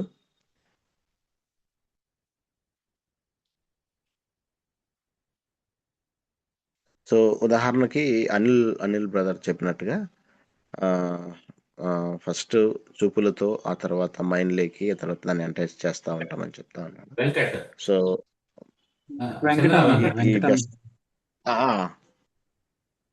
Venkata అని చెప్పారన్నా, నేను కాదు. చెప్పనన్నా, వెంకట్ చెప్పాడు, అది అనిల్ కదా. Venkata, okay Venkata, okay right. అదన్నా, అంటే ఇప్పుడు చెప్పిన దానికి మనకు బెస్ట్ ఎగ్జాంపుల్ ఏంటంటే, మనకు అక్కడ దావీదు మహారాజు రాజులంతా యుద్ధానికి బయలుదేరే సమయంలో అక్కడ బెత్షెబాను చూడడము, ఆ తర్వాత కోరిక కలగడము, పాపం చేయడము, అదంతా కూడా నాకు తెలిసి ఒక ఎగ్జాంపుల్గా దీనికి సరిపోయిన ఎగ్జాంపుల్ అనిపిస్తుంది శోధన అనేది. మీరేమైనా యాడ్ చేయాలనుకుంటున్నారన్నా జేకే అన్న? మీరు చెప్పింది ఓకే అమ్మా. ఇది ఇంకొకటి, మ- ఆ, ప్రతి ఓడ తన సోకియ దురాశ చేత అనేది నాకు ఒక ఎగ్జాంపుల్ గుర్తొస్తుంది. మనకి అన్నా ఇప్పుడు గుర్రాలు, మనకు అది అక్కడ గుర్ర బండి ఉందో లేదు తెలియదు కానీ అక్కడ అన్నా నేను చిన్నప్పుడు గుర్ర బండ్లు ఉండే పక్క విలేజ్ కి 9 కిలోమీటర్స్, ఒక 10 అట్లా అట్లా 28 ఇటు మీద వెళ్తా ఉంటారు గుర్ర బండ్లు. అన్నా వాటికి కళ్ళ దగ్గర రెండు కడతారు, అది రెండు వైపులా, అటు ఒకటి ఇటు ఒకటి. గంతలు ఉమ్. అన్నా అయితే దానికి కొంత పడతా ఉంటది. నాకు అని అన్నా అనిపిస్తుంది, ఎందుకు ఇది మొత్తము అంత కన్ను అంతా అట్లా కట్టేసి కొద్దిగా చూపిస్తున్నారు అని అంటే, అన్నా అప్పుడు తర్వాత తెచ్చిందంటే అది తీసామంటే ఆ కంటికి ఏ దాకా పడితే అటు వెళ్ళిపోతుంది. సో అవునవునన్నా కాబట్టి దానికి అట్లా పెట్టడం వల్ల ముందు ఏ భాగం అగపడుతుందో అటే వెళ్ళగలుగుతుంది అన్నా అని అన్నా అంటారు. అట్లాగే అవునవును ఇవి మనకి కళ, అట్లాంటి గంతలు అనేది అవసరం క్రైస్తవునికి. లేకుంటే అవునవును అన్నా అప్పటిందల్లా కావాలంటాడు. ఇతనికి అవసరంలో అవునన్నా లేకపోతే. అవునన్నా అవునవునన్నా అవునన్నా ఎస్పెషల్లీ విశ్వాసులు. ఉమ్, ఎస్ అన్నా ఎస్ అన్నా ఎస్ అన్నా నీకు ఏది అవసరం అది అడగడు, పక్కన అతనికి ఏముందో అవును అది అడుగుతాడు. అవునన్నా కంపారిజన్ చేసుకుంటే అవసరాన్ని చాలా బట్టి. సమస్యలు వచ్చేస్తాయి అన్న. ఇప్పుడు పక్క అతనికి వీల్ చైర్ ఉందని నాకు కూడా వీల్ చైర్ కావాలంటే ఎట్లా? అది అతను హ్యాండిక్యాప్డ్ కాబట్టి వీల్ చైర్ కావాలి. ఉమ్, అవునవును అవును సో నాకు కూడా వీల్ చైర్ కావాలి. అట్లా ఉంటుంది మన ఈ ఒక విశ్వాసి యొక్క ప్రవర్తన. అవునన్నా అది నాది. సరే. ఓకేనా ఓకేనా థ్యాంక్ యూ అన్న. సో అలాగే మనము 16 to 18 చూద్దాం ఒకసారి. నా ప్రియ సహోదరులారా, మోసపోకుడి, శ్రేష్టమైన ప్రతివియు సంపూర్ణమైన ప్రతి వరమును పరసంబంధమైనవై జ్యోతిర్మయుడగు తండ్రి యొద్ద నుండి వచ్చును. ఆయన యందు ఏ చంచలత్వమైనను గమనాగమనం వలన కలిగే ఛాయను లేదు. ఆయన తను సృష్టించిన వాటిలో మనం ప్రథమ ఫలుగా ఉన్నట్లు సత్యవాక్యం వలన మనలను తన సంకల్ప ప్రకారము కరెను. So so whatever we have it is from the Lord అన్న విషయాన్ని మనం ఇక్కడ చూస్తా ఉన్నాము. అవి ప్రతి శ్రేష్టమైన ప్రతివి సంపూర్ణమైన ప్రతి వరము అది పరసంబంధమైనదై జ్యోతిర్మయ తండ్రి యొద్ద నుండి వచ్చును అన్న విషయాన్ని మనం చూస్తున్నాము. అలాగే ఆయన తాను సృష్టించిన వాటిలో మనము ప్రథమ ఫలముగా ఉన్నట్లు సత్యవాక్యం వలన మనం తన సంకల్ప ప్రకారము కనెను అని మనం చూస్తున్నాం. సో ఇది జ్ఞాపకం చేసుకున్నట్లయితే సో మనమంతా కూడా ఆయన ప్లాన్లో మనం ఉన్నాము అన్న విషయాన్ని మనము జ్ఞాపకం చేసుకుంటున్నాము. దేవుడు ఒక ప్లాన్ ప్రకారం లేదా తన సంకల్పంలో మనం ఉన్నాము. తన సంకల్పం ప్రకారం ఆయన మనల్ని కన్నాడు అన్న విషయాన్ని మనం ఇక్కడ జ్ఞాపకం చేసుకుంటా ఉన్నాం. సో ఇక్కడ ఏదన్నా యాడ్ చేస్తే చేయండి, లేదంటే మనము ముందుకెళ్దాం. So whatever we have it is from the Lord అన్న విషయాన్ని మనం చూస్తున్నాము. అది పరసంబంధమైనదై తండ్రి అయిన దేవుని దగ్గర నుండి వచ్చును అన్న విషయాన్ని చూస్తున్నాం. అన్న ఒక పాయింట్ అన్నా అంటే ఈ ప్యాసేజ్ 12వ వచనం నుంచి 18 వచనాలు కంబైన్డ్ గా తెలుగులో ఇవ్వటం జరిగింది. మేబీ నేను ఇలా అనుకుంటున్నాను, అంటే కానీ పాపం, దురాశ ఇదంతా కూడా మనిషి యొక్క ఆలోచనలో నుంచి, లేకపోతే శాటన్ నుంచి, దానికి కర్త అయినటువంటి శాటన్ లేకపోతే మన సొంత ఆలోచనలో నుంచి కానీ వచ్చేది పాపపు ఆలోచనలు కానీ దురాశ కానీ దేవుడి దగ్గర నుంచి వచ్చేది ఏంటి చాలా క్లియర్ గా డిస్టింక్షన్ చేశాడు కదా. సో దేవుడి దగ్గర నుంచి మంచి గొప్ప ఇవి ఆయన దగ్గర నుంచి కీడు అనేది ఏం రాదు. ఆయన దగ్గర సంబంధించి ఏం రాదు, పరిశుద్ధుడు కాబట్టి. సో ఆరిజిన్ ఆఫ్ సిన్ అనేది ఎక్కడి నుంచో చూడొచ్చు. So origin of good things are good deeds, good things ఏవైతే ఉంటాయో అవి ఆరిజిన్ ఎవరి దగ్గర నుంచి అనేది చాలా క్లియర్ గా డిస్టింక్షన్ చేశాడు. సో ఆ డిస్టింక్షన్ అర్థం చేసుకోవచ్చేమో అని అనిపించింది ఇక్కడ. ఎస్ బ్రదర్, ఖచ్చితంగా. Thank you. ఇంకో విషయము అన్నా, సో అనేది చెప్పిన దాని కొంత ఇంకా నేను కొంచెం కలుపుతాను.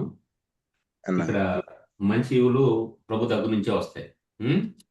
ఏంటంటే తను మంచి చేయడం చాలా కాదు, సో మంచి చేయడు కదా వాడు ఎప్పుడు. అవునన్నా మనకి ఎట్లా ఉంటుందంటే కీడించి మేలించి కీడించమంటారు. అవునవును, మేలించి కీడించాలి. నీకు అల్టిమేట్ గా ఏంటంటే నువ్వు వాటి ఒక కోపడినా లేకుంటే ఏదైనా ఒక దెబ్బేసినా అల్టిమేట్ గా ఒక మంచి జరుగుతుందన్న దాని గురించి చెయ్యి. అవును పిల్లలు పిల్లలు చీరలు తీసుకెళ్ళి ఆ గోడలో 3 రంధ్రాలు ఉన్నాయి కదా, వాటిలో పెట్టేస్తానన్నా అనుకో, తండ్రికి అవునా ఏముంది, ఒరే అది కరెంటు, అది సాకెట్ రా, దాన్ని బట్టి అవునవును షాక్ కొడుతుంది కాబట్టి అని మనం కోపడతాం. అవునన్నా కోపడితే ఎందుకు, అది కీడు ఉంది కాబట్టి మనం మేలొచ్చి అవును అప్పుడు కోపడతాం. అవును సో అట్లాగే అన్నా దేవుడు మనకు చేసేది కూడా, ఏదైనా ఒక అన్నా ఇబ్బంది ఎదురైనా కూడా దాని అన్నా కాన్సిక్వెన్స్ ఎక్కడ ల్యాండ్ అవుతున్నావు, ఒక మంచి దాంట్లో ల్యాండ్ అవుతున్నావు. అవునవును దుష్టుడు అట్లా కాదు, నిన్ను అన్నా దొంగతనం చెయ్యి, నీకు నువ్వు ఇది చిన్న తప్పు చేస్తే ఇంత వస్తుంది అంటాడు. ఫర్ ఎగ్జాంపుల్ అవునన్నా ఏదైనా స్కామ్ అవును చేద్దాం, నువ్వు చిన్న ఒక సంతకం అవును చేయి ఇక్కడ ఇంత వస్తుంది అని చెప్తాం. అవును అంటే ఆ తర్వాత ఓహో అంతే కదా నాకు వస్తుంది కదా అని అనుకుంటారు కదా. అవును ఆ తర్వాత సంతకం చేసిన తర్వాత ఆడు పట్టబడిన తర్వాత వాడు అర్థమైంది అప్పుడు ఏం వచ్చింది అనేది. ఉమ్. సో ఇట్లాంటి ఆ, అది మేల్ ఇన్స్పీరియన్స్ అనేది. ఇప్పుడు దేవుడు మనకు మేలు ఎస్ ఇస్తాడు. అక్కడ ఏమంటున్నట్టే అన్నా ఆయన యందు ఏ చంచలత్వమైనను గమనాగమనం వల్ల కలుగు ఏ ఛాయను లేదు అంటున్నాడు కదా. అవును చంచలత్వం అప్పుడు ఇంతకు ముందు డిమాండ్స్ గురించి మాట్లాడుతా ఉన్నాడు కదా.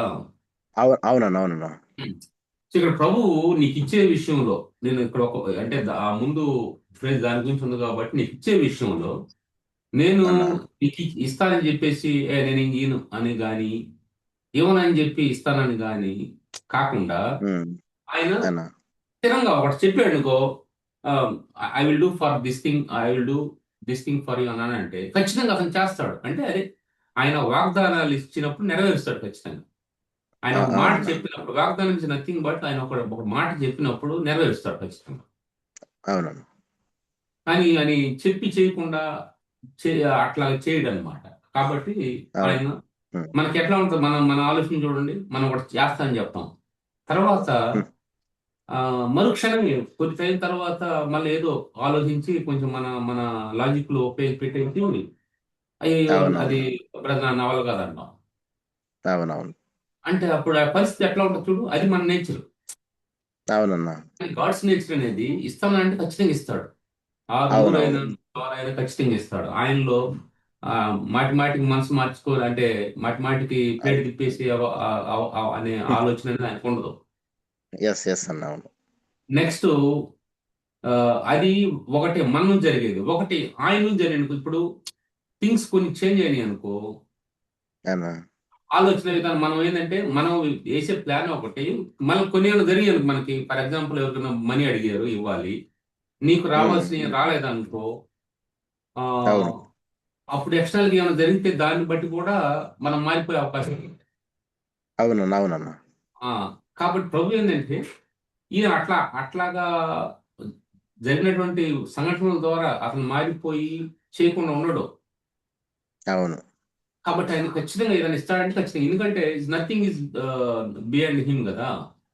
అవును అవునన్నా కాబట్టి ఆయన ఆ, ఏదైనా చేయాలంటే ఖచ్చితంగా చేస్తాడు, చేయకూడదని చేయడు.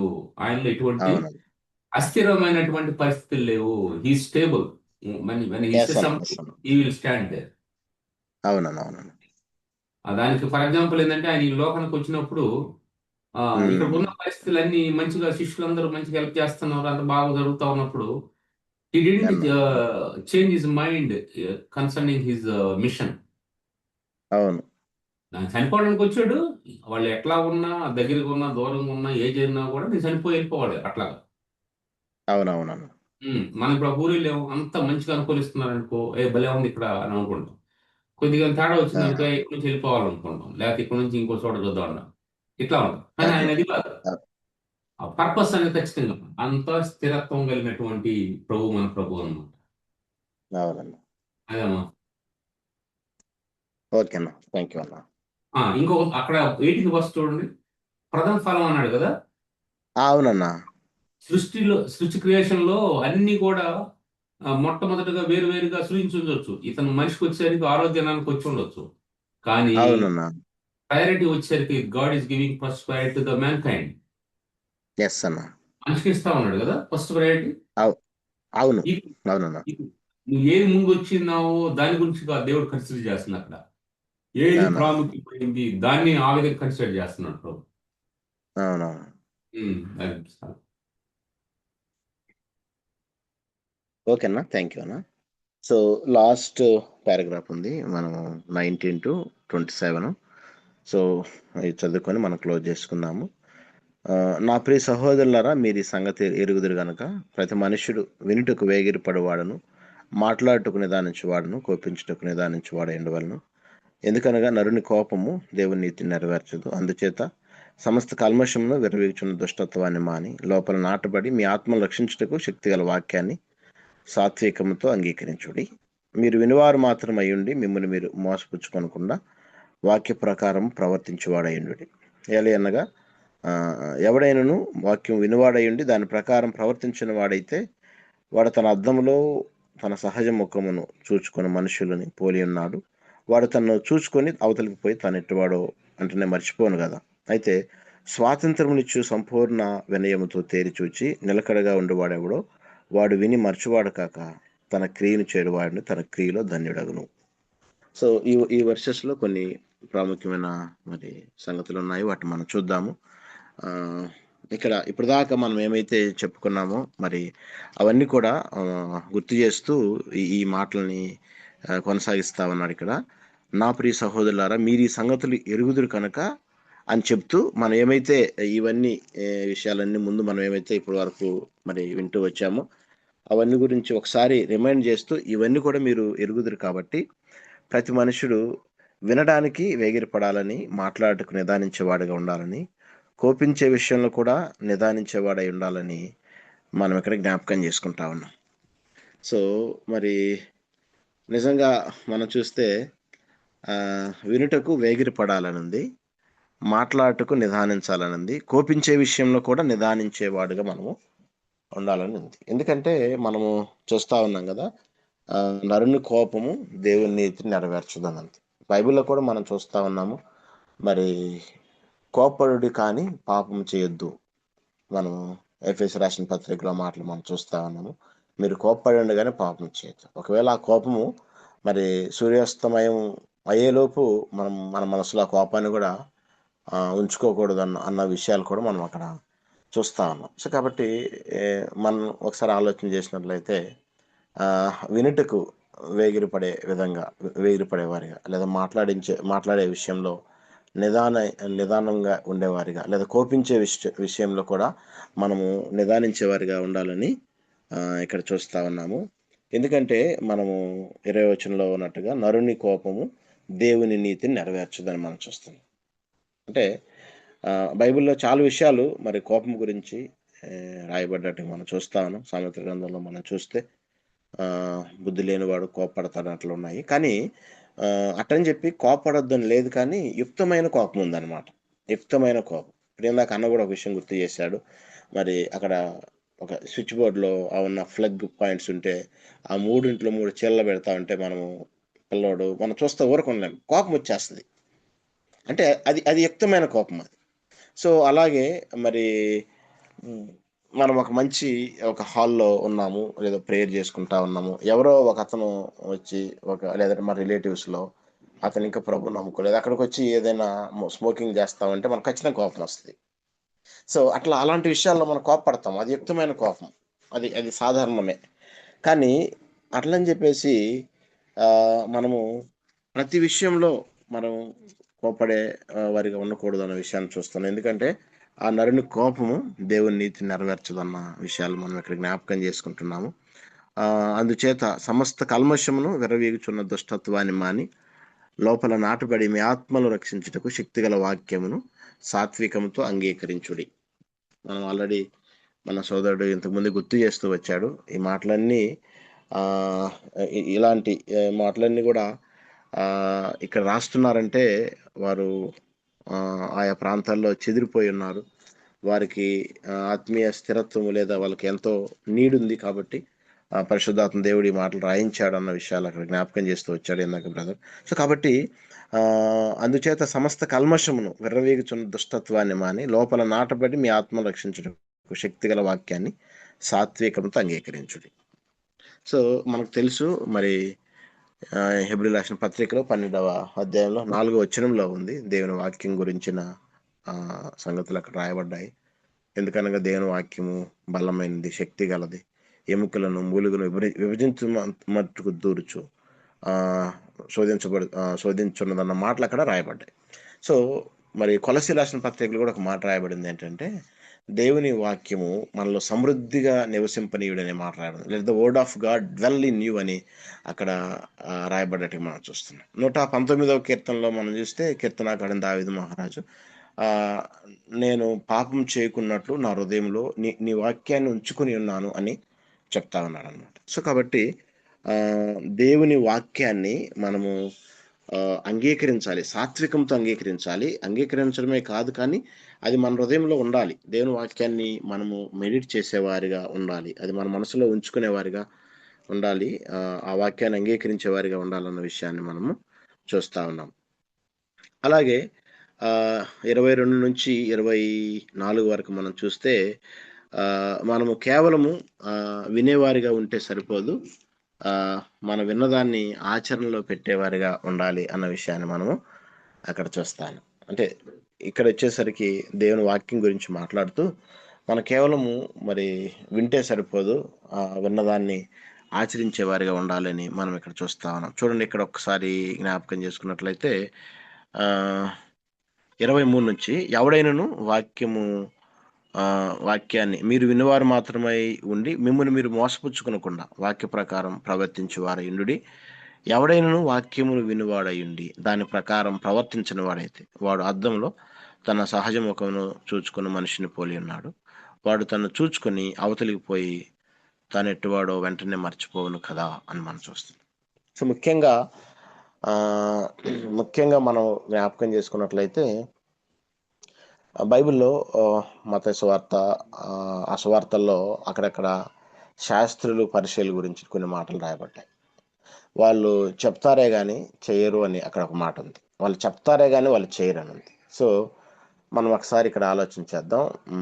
మనం కూడా ఆల్మోస్ట్ ఇక్కడ మన గ్రూప్లో ఉన్న వాళ్ళం ఆ సందర్భాల్లో మరి దేవుని వాక్యాన్ని మనం పంచుకుంటా ఉన్నాం, దేవుని వాక్యాన్ని బోధిస్తున్నాం. ఈవెన్ చర్చెస్లో మరి మనం వెళ్ళే ప్రదేశాల్లో మరి దేవుడు మనల్ని వాడుకుంటున్నాం, మంచిదే, చాలా సంతోషం.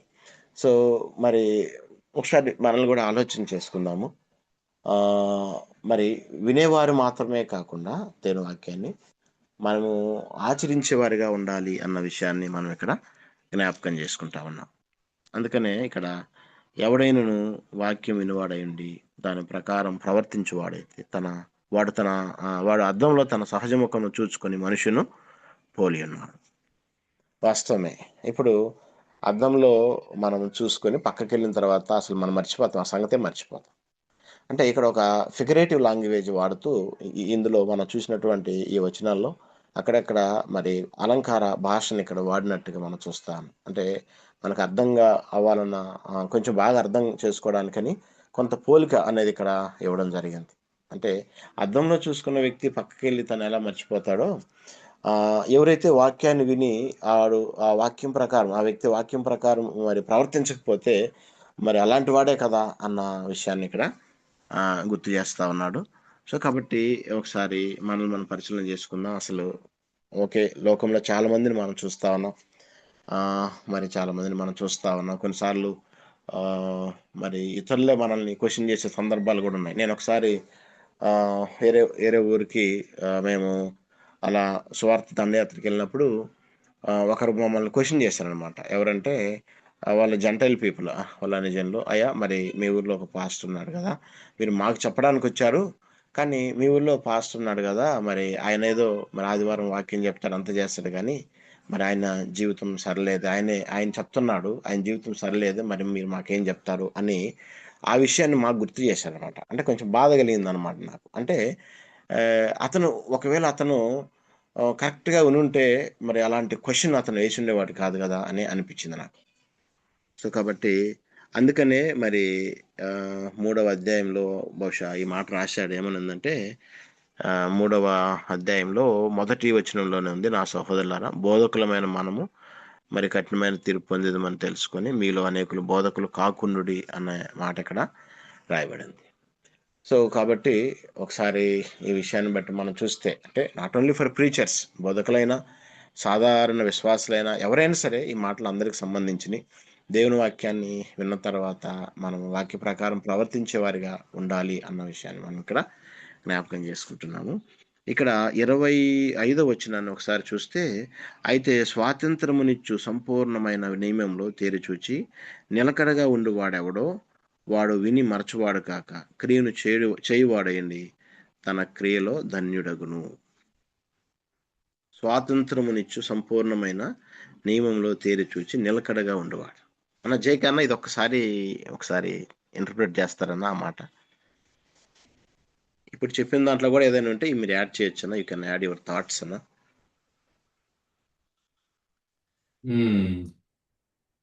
అది అన్న ఇక్కడ మనకు అది యాక్చువల్గా ఇక్కడ కొన్ని ఏం కవర్ చేస్తున్నాడు అనేది థాట్ ఏంటంటే, అన్న మనం ఎందుకు చదువుకుంటున్నాము, అన్నా మనం ఎందుకు చదువుకుంటున్నాం అని, అంటే ఎందుకు చదవాలి అసలు, అన్న ఎందుకు చదవాలి అన్నప్పుడు దాన్ని అన్న మనం థియరీ వరకు ఉంటే కాదు కదా, మనం ప్రాక్టికల్ చేయడానికే కదా చదివేది. అవునవునవునన్న అవును. ఇప్పుడు మనం టేబుల్స్ నేర్చుకుంటాం, ఎందుకు అంత కష్టపడి బైహార్ట్ చేస్తారు. స్కూల్ అవును దగ్గరికి పోతే 2+2 ఎందుకు చదవాలి ఇవన్నీ అప్పుడు అర్థం కాదు.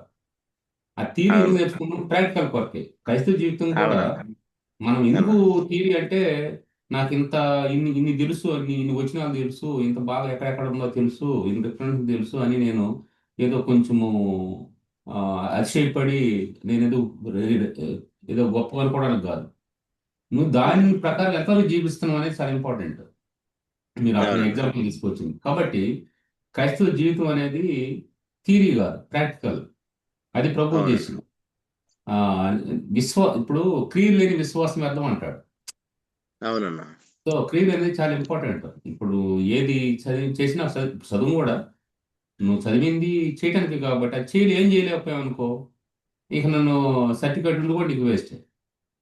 ఎస్ సో అన్న అదే ఒకటి మనకి, అది ప్రాక్టికల్ జీవితం అనేది చాలా అవసరము. ఎక్కువ ఏం మాట్లాడకుండా అయినా కూడా జీవితం ద్వారా చాలా ఎఫెక్టివ్గా ఉంటుంది. జీవితం ద్వారా మనం చేసిన పనుల ద్వారా అది ఒకటి. నెక్స్ట్ అక్కడ వాడు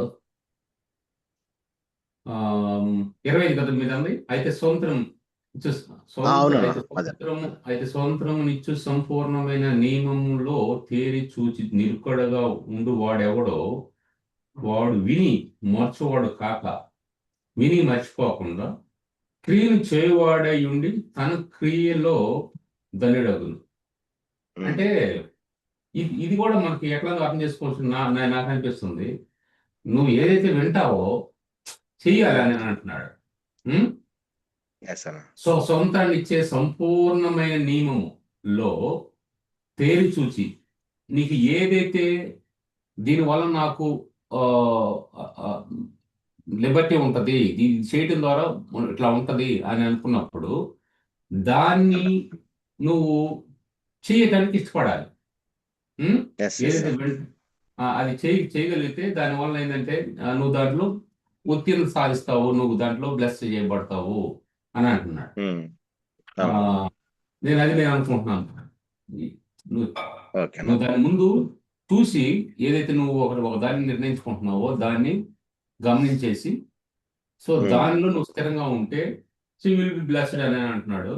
అది అందుకని తేరి చూచి నిలకడగా ఉండువాడేవాడు దేనిలో, స్వతంత్రము నిచ్చు సంపూర్ణమైన నియమంలో. అంటే ఒక నియమం ఉంది, అది దాంట్లో సంపూర్ణం. అది ఎట్లా, ఎటువంటి నియమం అంటే పర్ఫెక్ట్ లా అన్నమాట. ఇంగ్లీష్ లో చూసినప్పుడు but whoso look at into the perfect law of liberty and continueth దేంట్లో ఏదైతే నువ్వు సెలెక్ట్ చేసుకుంటున్నావో ఆ పర్ఫెక్ట్ లా అని ఏదైతే నువ్వు క్లెయిమ్ చేస్తున్నావో దానిలో నువ్వు చూసినప్పుడు ఇది మంచిది అని నువ్వు అనుకున్నప్పుడు దాంట్లో కంటిన్యూ కావాలి. అవునన్నా దాంట్లో కంటిన్యూ అయితే నీకు అక్కడ you will have an of growth అనేది ఈజ్ నథింగ్ బట్ నువ్వు ఏదైనా ఒక నిర్ణయం తీసుకున్నప్పుడు స్థిర మైండ్తో దాంట్లో ఉంటే, చంచలత్వం కాకుండా స్థిర మైండ్తో ఉంటే, డిమాండ్స్ కాకుండా స్టేబుల్ మైండ్తో ఉంటే యూ కెన్ సీ రిజల్ట్ అనేది చెప్తున్నాడు అక్కడ. ఎస్ ఎస్ అన్న, ఎస్ అన్న. That's difference upon what you are selecting, what you are choosing అనేది ఇంపార్టెంట్ అనమాట. సో ఇంకోటి అన్నా ఇక్కడ హలో ఆ, నోటికి కళ్యాణ్ గురించి మాట్లాడుతూ ఉన్నాడు కదా. అవునన్నా. కాబట్టి అంటే మనిషికి బ్రేక్లు ఉండాలి, లేకపోతే స్పీడ్ బ్రేకర్ లేకపోతే చేతులు వదిలేసి తొక్కుతారు సైకిళ్ళు. స్పీడ్ బ్రేకర్ అవునన్నా. లేకపోతే సో అందువల్ల నువ్వు రెచ్చిపోకుండా ఉండడానికి నీకు స్పీడ్ బ్రేకర్లు అవసరం. కాబట్టి అన్నా. నోటికి కూడా కళ్యాణ్ వేసుకుంటే మంచిది, లేకుండా అడ్డు ఆపుకుంటుందో. కోపం వచ్చిందంటే, బీపీ పెరిగిందంటే అన్నా. లోపల ఉన్న నీడిలో పోద్ది, చాలా దూరం పోయి ఇక నేను విశ్వాసం అన్న విషయం కూడా గుర్తుండదు. అవునన్నా. పక్కన అవునన్నా. వాళ్ళు చెప్పాలి, మరి నాయనా నువ్వు చర్చికి వెళ్తా గుర్తుందా అని. సో అవునన్నా. అదే విషయం అనమాట. అక్కడ కంట్రోల్ ఉండాలి, లేకుంటే అంత వ్యర్థమే. అల్టిమేట్గా వచ్చేసరికి ఇది అవును. ప్రాక్టికల్ ఎఫెక్ట్ అవుతుంది కదా, అవునన్నా. అవునన్నా. ప్రాక్టికల్ లైఫ్ ఎఫెక్ట్ అవుతుంది కదా, అదనమాట. ఎస్ అన్న, ఎస్ అన్న. అదేమో ఓకేనా, ఓకే. లాస్ట్ ఒకటి వచ్చేసరికి రెండే చెప్తున్నాడు అక్కడ. నువ్వు అవును ఏం చేయాలి ప్రజలకి. క్రిస్టియానిటీ అనేది అన్న. 2 important things. How you can be useful to others. అంతే. నువ్వు ఏమి అన్న. ఇస్తావు, నాకేం కావాలనేది కాదు. మా ఇంటికి వస్తే ఏం తీసుకొస్తావు, మీ ఇంటికి వస్తే ఏం తెమ్మంటావు అనేది కాదు. సో అన్న. నువ్వు ఏమి ఇస్తున్నావు అది ఎస్ కావాలి. ఎస్ అన్న. ఏమి ఇవ్వాలి, ఏమి ఇస్తున్నావు అనేది, ఇవ్వటం అనేది ఒకటి. సెకండ్ వన్ అన్న. ఏంటంటే, నేను ఇస్తున్నాను కాబట్టి నేను వీరుని అనుకోకుండా, సో నువ్వు దేవునితో కనెక్షన్ ఎట్లా ఉంది అన్న. ఈ రెండు అనమాట. నువ్వు దేవునితో కనెక్షన్ మంచిగా ఉండాలి, నువ్వు వేరే చేసే విషయంలో ముందు ఉండాలి. అది తీసుకునే విషయంలో ముందు కాదు. మన అలాంటి చాలా క్రైస్తవులకు ఉన్నటువంటి గొప్ప లక్షణం ఏంటంటే, ఎక్కడ ఏదైనా ఫ్రీగా కానీ ఏదైనా వస్తుందని అవసరాన్ని బట్టిలే. సో అవునవును. తీసుకునే విషయంలో వేగిర పడతారు కానీ ఇచ్చే విషయంలో వేగిర పడరు. అవునవును. అప్పుడు మనకు అన్ని గుర్తు వస్తాయి. నాకు ఈ పరిస్థితి ఇట్లా ఉంది అట్లా ఉందని, అంటే నీ జీవితాంతం ఉంటాయి సమస్యలు. నువ్వు ఎప్పుడు కూడా అవునన్నా. ఇవ్వలేదు అని. అంతే ఎప్పుడు అంతే ఇవ్వవు. కదన్నా. ఉమ్. ఎస్ అన్న. నాకు ఈ సమస్య ఉంది కాబట్టి తీరిన తర్వాత ఇస్తానంటే అది తీరదు, నువ్వు ఇవ్వవు, అయిపోయావు. అవును అవునవునన్నా. Whole life you will be background. Yes yes అన్న, ఎస్ అన్న. సో ఇక నువ్వు ఎక్కడ ఎవరికి కూడా నువ్వు ఇచ్చే పరిస్థితి ఉండదు. ఇప్పుడు అవును. పుచ్చుకోవడం కంటే ఇచ్చుడు ధనికరం అంటాడు. ఎస్ అన్న. కాబట్టి క్రైస్తవులు కానీ ఇచ్చే విషయంలో కానీ ముందుంటే, సో అన్న. అది సాక్ష్యం అనేది గొప్పగా మాట్లాడేది అనమాట. అందుకని అవునన్నా. అవునన్నా. మనము ఇచ్చేది అక్కడ ఇచ్చాడంటే వాడు కడుపునోడికి పెడితే వాడికి ఏం అర్థం కాదు. అవునవునన్నా. ఇప్పుడు కొంతమంది చూడు, ఆ సంఘాల్లో ఫుల్గా ఉండి వాళ్ళు భయంకరంగా ఇష్టం వచ్చినట్టుగా లగ్జరీగా జీవిస్తా గొర్రెల్ని అన్న. చీల్చుకొని తింటారు వాళ్ళు. బచ్చలు చేసుకొని అవును. బార్బెక్యూ చేసుకొని తింటున్నారు వాళ్ళు. కానీ అవునవును. ఈ గొర్రెలన్నీ కూడా అక్కడికి వెళ్ళిపోయి అక్కడే ఇస్తాయి. ఎంతో మంది కష్టపడి ఎన్నో ఫెసిలిటీస్ లేని దగ్గర చేస్తున్నారు. అక్కడ ఇస్తే అది మంచిగా అన్న. అక్కడ ఫలిస్తుంది. అట్లా కాకుండా అవునవును. ఇక్కడ షూట్లకి బూట్లకే లక్షలు పెట్టి ఖర్చు చేసుకో వాళ్ళకి, నువ్వు అక్కడ ఇచ్చే వాళ్ళకి ఏం అర్థం కాదు అసలు. అవునన్నా. సో ఇది ఎక్కువ జరుగుతున్నటువంటి భయంకరమైన పరిస్థితి మనకి ఇప్పుడు ప్రజెంట్ జరుగుతున్నది అనమాట. అవునన్నా. అవునన్నా. అక్కడ ఇక్కడ ఏమంటున్నాడు, తండ్రి దేవుని పవిత్రమైన నిష్కలంకమైన భక్తి ఏదనగా ఏంటంటే, దిక్కు లేని పిల్లలు అతను చేసుకోలేడు, అతనికి ఇస్తే అప్పుడు దేవుని మహింపరుస్తాడు అతను. దిక్కు లేని పిల్లలు, విధవరాండ్రు, వాళ్ళకు కూడా ఎటువంటి సపోర్ట్ ఉండదు. అవునవును. అవును. వాళ్ళకి అటువంటి వాళ్ళని మనం దర్శించినప్పుడు గొప్ప కార్యం జరుగుతుంది. అంతేగాని దేవుడు ఎంత ఉన్నా కూడా తీసుకెళ్ళి ఆ మందిరంలోనే పెట్టండి, అక్కడే పెట్టండి, వాళ్ళు బిల్డింగ్ మీద బిల్డింగ్ కట్టుకొని తర్వాత కొట్టుకుంటారు, తర్వాత వీడియోలు తీసి మీరు యూట్యూబ్లో వేసుకోండి అని కాదు అక్కడ. అవునన్నా. ఇక్కడ చాలా అది అంటే చాలా అవమానకరమైన పరిస్థితి జరుగుతూ ఉన్నాయి. అవునన్నా. అవునన్నా. వాడేం బెంజులు వెళ్తా ఉంటాడు, వీడు నడిచి వెళ్తా ఉంటాడు, చెప్పులు అది. సరే అండి. ఓకేనా, ఓకేనా, థ్యాంక్ యూ అన్న. ఎవరో చెప్పారు మధ్యలో. అన్న ఎప్పటి ఎవరు వరకు బ్రదర్? ఇది టైం అన్న టైము మనం యాక్చువల్గా అయితే మనకు 7 క్లోజ్ చేసుకోవాలి. కొంచెం ఇది చాప్టర్ క్లోజ్ అవుతుంది, ఇంకా మధ్యలో ఆపేయడం ఇష్టం లేక కొంచెం చేస్తున్నాము. క్లోజ్ చేసుకుందాం మనము. ఆల్రెడీ లాస్ట్ 2 వర్సెస్ కూడా అన్న చెప్పాడు భక్తిని గురించినటువంటి విషయాలు. వెంకట్ పర్లేదా? క్లోజ్ చేద్దాం. ఎస్ అన్న. క్లోజ్ చేద్దాం. ఏమన్నా చెప్పాలనుకుంటున్నారా? అన్న ఒక థాటు, అదే అన్న ఇప్పుడు అని చెప్పాడు. జస్ట్ ఒక థాట్ ఏంటంటే 25, 22 ఆ వచనాలు, doers of the word, not only hearers of the, వినువారు మాత్రమై ఉండక, కేవలం వినువారు మాత్రమై ఉండక దాని ప్రకారం చేసేవాళ్ళుగా ఉండాలి. మరి ఇక్కడ ఒక డేంజర్ ఏంటంటే, మనం ఒకవేళ విని వదిలిపెడితే మనం పరలోక రాజ్యానికి కూడా వెళ్ళం అన్నమాట. ఎందుకంటే యేసయ్య చెప్పాడు, ప్రభువా ప్రభువా అని ప్రతివాడు పరలోక రాజ్యానికి వారసుడు, పరలోక రాజ్యంలో ప్రవేశించడు గాని నా తండ్రి చిత్త ప్రకారం తండ్రి చిత్తాన్ని కనుక్కొని చేయువాడే అని అర్హుడు అన్నమాట. అంటే అక్కడ ప్యాసేజ్లో మనం చూస్తా ఉంటే ఇంకా కింద, నేను నీ నామంలో ప్రవచించలేదా, లేకపోతే నీ నామంలో నేను ఆశ్చర్యకార్యాలు చేయలేదా, లేకపోతే నీ నామంలో ఎన్నో గొప్ప కార్యాలు చేశాను, లేకపోతే ఎంతో గొప్ప ప్రీచింగ్ చేశాను, ఎంతో మందిని నీ దగ్గరకు నడిపించానంటే అక్కడ ద్రోహులారా, అక్కడే అసలు యేసయ్య మీరెవరో నాకు తెలియదని పంపమంటున్నారు. కాబట్టి మనం ఇంకో చోట కూడా మళ్ళీ యేసయ్య ఒక ఇంట్లో ఉంటే వాళ్ళ ఒకరు ఎవరో వచ్చి, మీ అమ్మ మరి మీ బ్రదర్స్ వచ్చారయ్యా అని చెప్తే, ఎవరు నా తల్లి, ఎవరు నా సహోదరుడు, ఎవరు నా తండ్రి, ఎవరైతే దేవుని చిత్తాన్ని కనుక్కొని దేవుని చిత్త ప్రకారం నడుచువాడే నా తల్లి, నా సహోదరుడు, నా తండ్రి అని అంటారు. అంటే మనం అంటే బైబిల్ స్టడీస్ లేకపోతే ఈ విధంగా మనం ఎవ్రీ వీక్ కలిసి మనం ఈ విధంగా నేర్చుకుంటున్నా, లేకపోతే ఎన్నెన్ని గొప్ప బోధలు చేసినా కానీ ఓన్లీ టీచింగ్ లేకపోతే preaching cannot guarantee the heaven అన్న, kingdom of heaven. Just teaching చేస్తా, లేకపోతే ఇతరులకు బోధలు చెప్తా, అది మనం క్రియల్లో కానీ చూపించకపోతే మనల్ని అది పరలోక రాజ్యానికి తీసుకెళ్ళలేదు. అది మాత్రం ఇక్కడ క్లియర్ గా చెప్తున్నాడు అని ఇది అందుకనే ఓన్లీ వినువారుగా ఉండి దాని ప్రకారం నడుచుకోకపోతే మాత్రం మనం దేవుని దగ్గరకు ప్రవేశించలేమని. మన క్రియల్లో దేవుని చిత్తాన్ని జరిగించకపోతే ఆయన చిత్తం ఏంటో తెలుసుకొని మనము ఆ చిత్త ప్రకారం నడుచుకోకపోతే మాత్రం we cannot enter the kingdom of heaven. అది మాత్రం అది ఫైనల్ గా చెప్పాలనుకుంటున్నాను.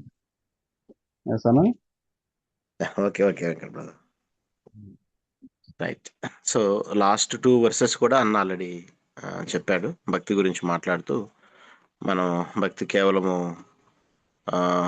మన హృదయాన్ని మోసపరుచుకుంటే కుదరదు, మనం భక్తిగా అనుకుంటే కుదరదు, ఆ భక్తి వ్యర్థమే. కానీ నిజమైన భక్తి ఏంటంటే మనము దిక్కులోని పిల్లల విధురాన్ని వారి ఇబ్బందులు పరామర్శించాలి, అలాగే ఆ ఇహలోక మాలిన్యాన్ని అంటకుండా మనల్ని కాపాడుకోవాలన్న విషయాన్ని కూడా అక్కడ మనం చూస్తాం. అంటే ఇహలోక మాలిన్యం అంటే మనకు తెలుసు, లోకంలో ఉన్నదంతా శరీరాశ, నేత్రాశ, జీవప్రేమము, అది మన దరిచేరనేకుండా మనం చూసుకోవాలి, మనం కాపాడుకోవాలి. So thank you. Over to brother Venkat. Thank you so much అన్న, బాగా లీడ్ చేశారు బైబిల్ స్టడీలో. వన్ కంప్లీట్ గా 1 చాప్టర్ ను మీరు సక్సెస్ఫుల్ గా లీడ్ చేసినందుకు వందనాలన్నా, దేవుని స్తోత్రాలు. మరి క్లోజ్ చేసుకుందాం. జై కుమార్ అన్న, would you please lead us in prayer అన్న? రిక్వెస్ట్ జై కుమార్ అన్న. yes తమ్ముడు, ఓకే ప్లీజ్ అన్న. ప్రార్థన చేద్దాం. చాలా చక్కగా చంద్ర లీడ్ చేశారు. తర్వాత జేకే, నరసింహ, తర్వాత రెస్ట్ ఆఫ్ ద తమ్ముళ్ళు, అనిల్, వెంకట్ చాలా మంచి మంచి విషయాల్ని షేర్ చేసుకున్నారు. ప్రార్థన చేద్దాం. ప్రభు మనతో మాట్లాడిన విషయాలు మనం దైనందిన జీవితంలో ఇంప్లిమెంట్ చేయడానికి ప్రభు సహాయం కొరకు వేడుకుందాం. కృప కలిగిన తండ్రి, ప్రేమ గల ప్రభువా, జీవం కలిగిన దేవా మీకు వందనాలు నాయన, స్తోత్రాలు ప్రభు. ఆయన మమ్మల్ని ఎంతగానో ప్రేమించిన దేవుడు నాయన. ఇదిగో ఈరోజు బ్రతకమని ప్రభా మాకు శాసించి నా ప్రభా జీవించడానికి కృప చూపించావు. మాకు కావలసిన ప్రతి ఈవిని ప్రభా నాయన అనుగ్రహిస్తా ఉన్నావు. ఒకవేళ మీరు నా ప్రభా శ్రమలు ఇచ్చినా, శోధనలు ఇచ్చినా, లేమిచ్చినా, కలిమిచ్చినా నా ప్రభా అది మా మంచికే అనేటువంటి విషయాన్ని ప్రభా మాకు తెలియజేశావు నాయన. మాకు కలిగినటువంటి ఉన్నత స్థితిలో కానీ, పరిస్థితి ఉల్టా అయినప్పుడు కానీ నా ప్రభా మేము అతిశయించడానికి ప్రభా సహాయం చేయమని వేడుకుంటా ఉన్నాం నా తండ్రి. మేము మానవులు నా ప్రభా, చంచలమైనటువంటి మనస్తత్వం గలవారం. ఈరోజు నా ప్రభా ఉన్నటువంటి పరిస్థితి రేపు ఉండకపోతే మా మనస్సు మారిపోతా ఉంటది. అయినప్పటికీ నా ప్రభా మమ్మల్ని నడిపించేటువంటి దేవుడు నీవే. చేయి పట్టుకొని నడిపిస్తానని వాగ్దానం చేశావు. ఇదిగో ఈ సమయంలోనైనా యాకోబు భక్తుని ద్వారా నా ప్రభు సామెతల గ్రంథంలో నా ప్రభా మేము చదువుకున్నట్లు అనేక విషయాలను ప్రభా నాయన మీరు మాకు వివరించారు.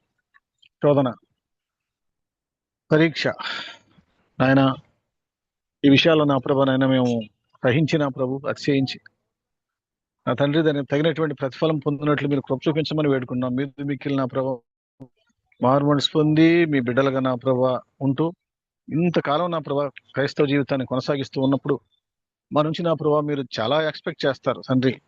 దానికి అనుగుణంగా ప్రభావ మేము నడుచుకునేటువంటి కృపను దయచేయండి. ముఖ్యంగా నా ప్రభా నలుగురికి చెప్పేటువంటి మేము అన్ని విషయాల్లో నా ప్రభా నాయన మాదిరికరమైన జీవితం కలిగి ఉండడానికి కృప చూపించమని వేడుకుంటున్నాం. సహాయం చేయండి.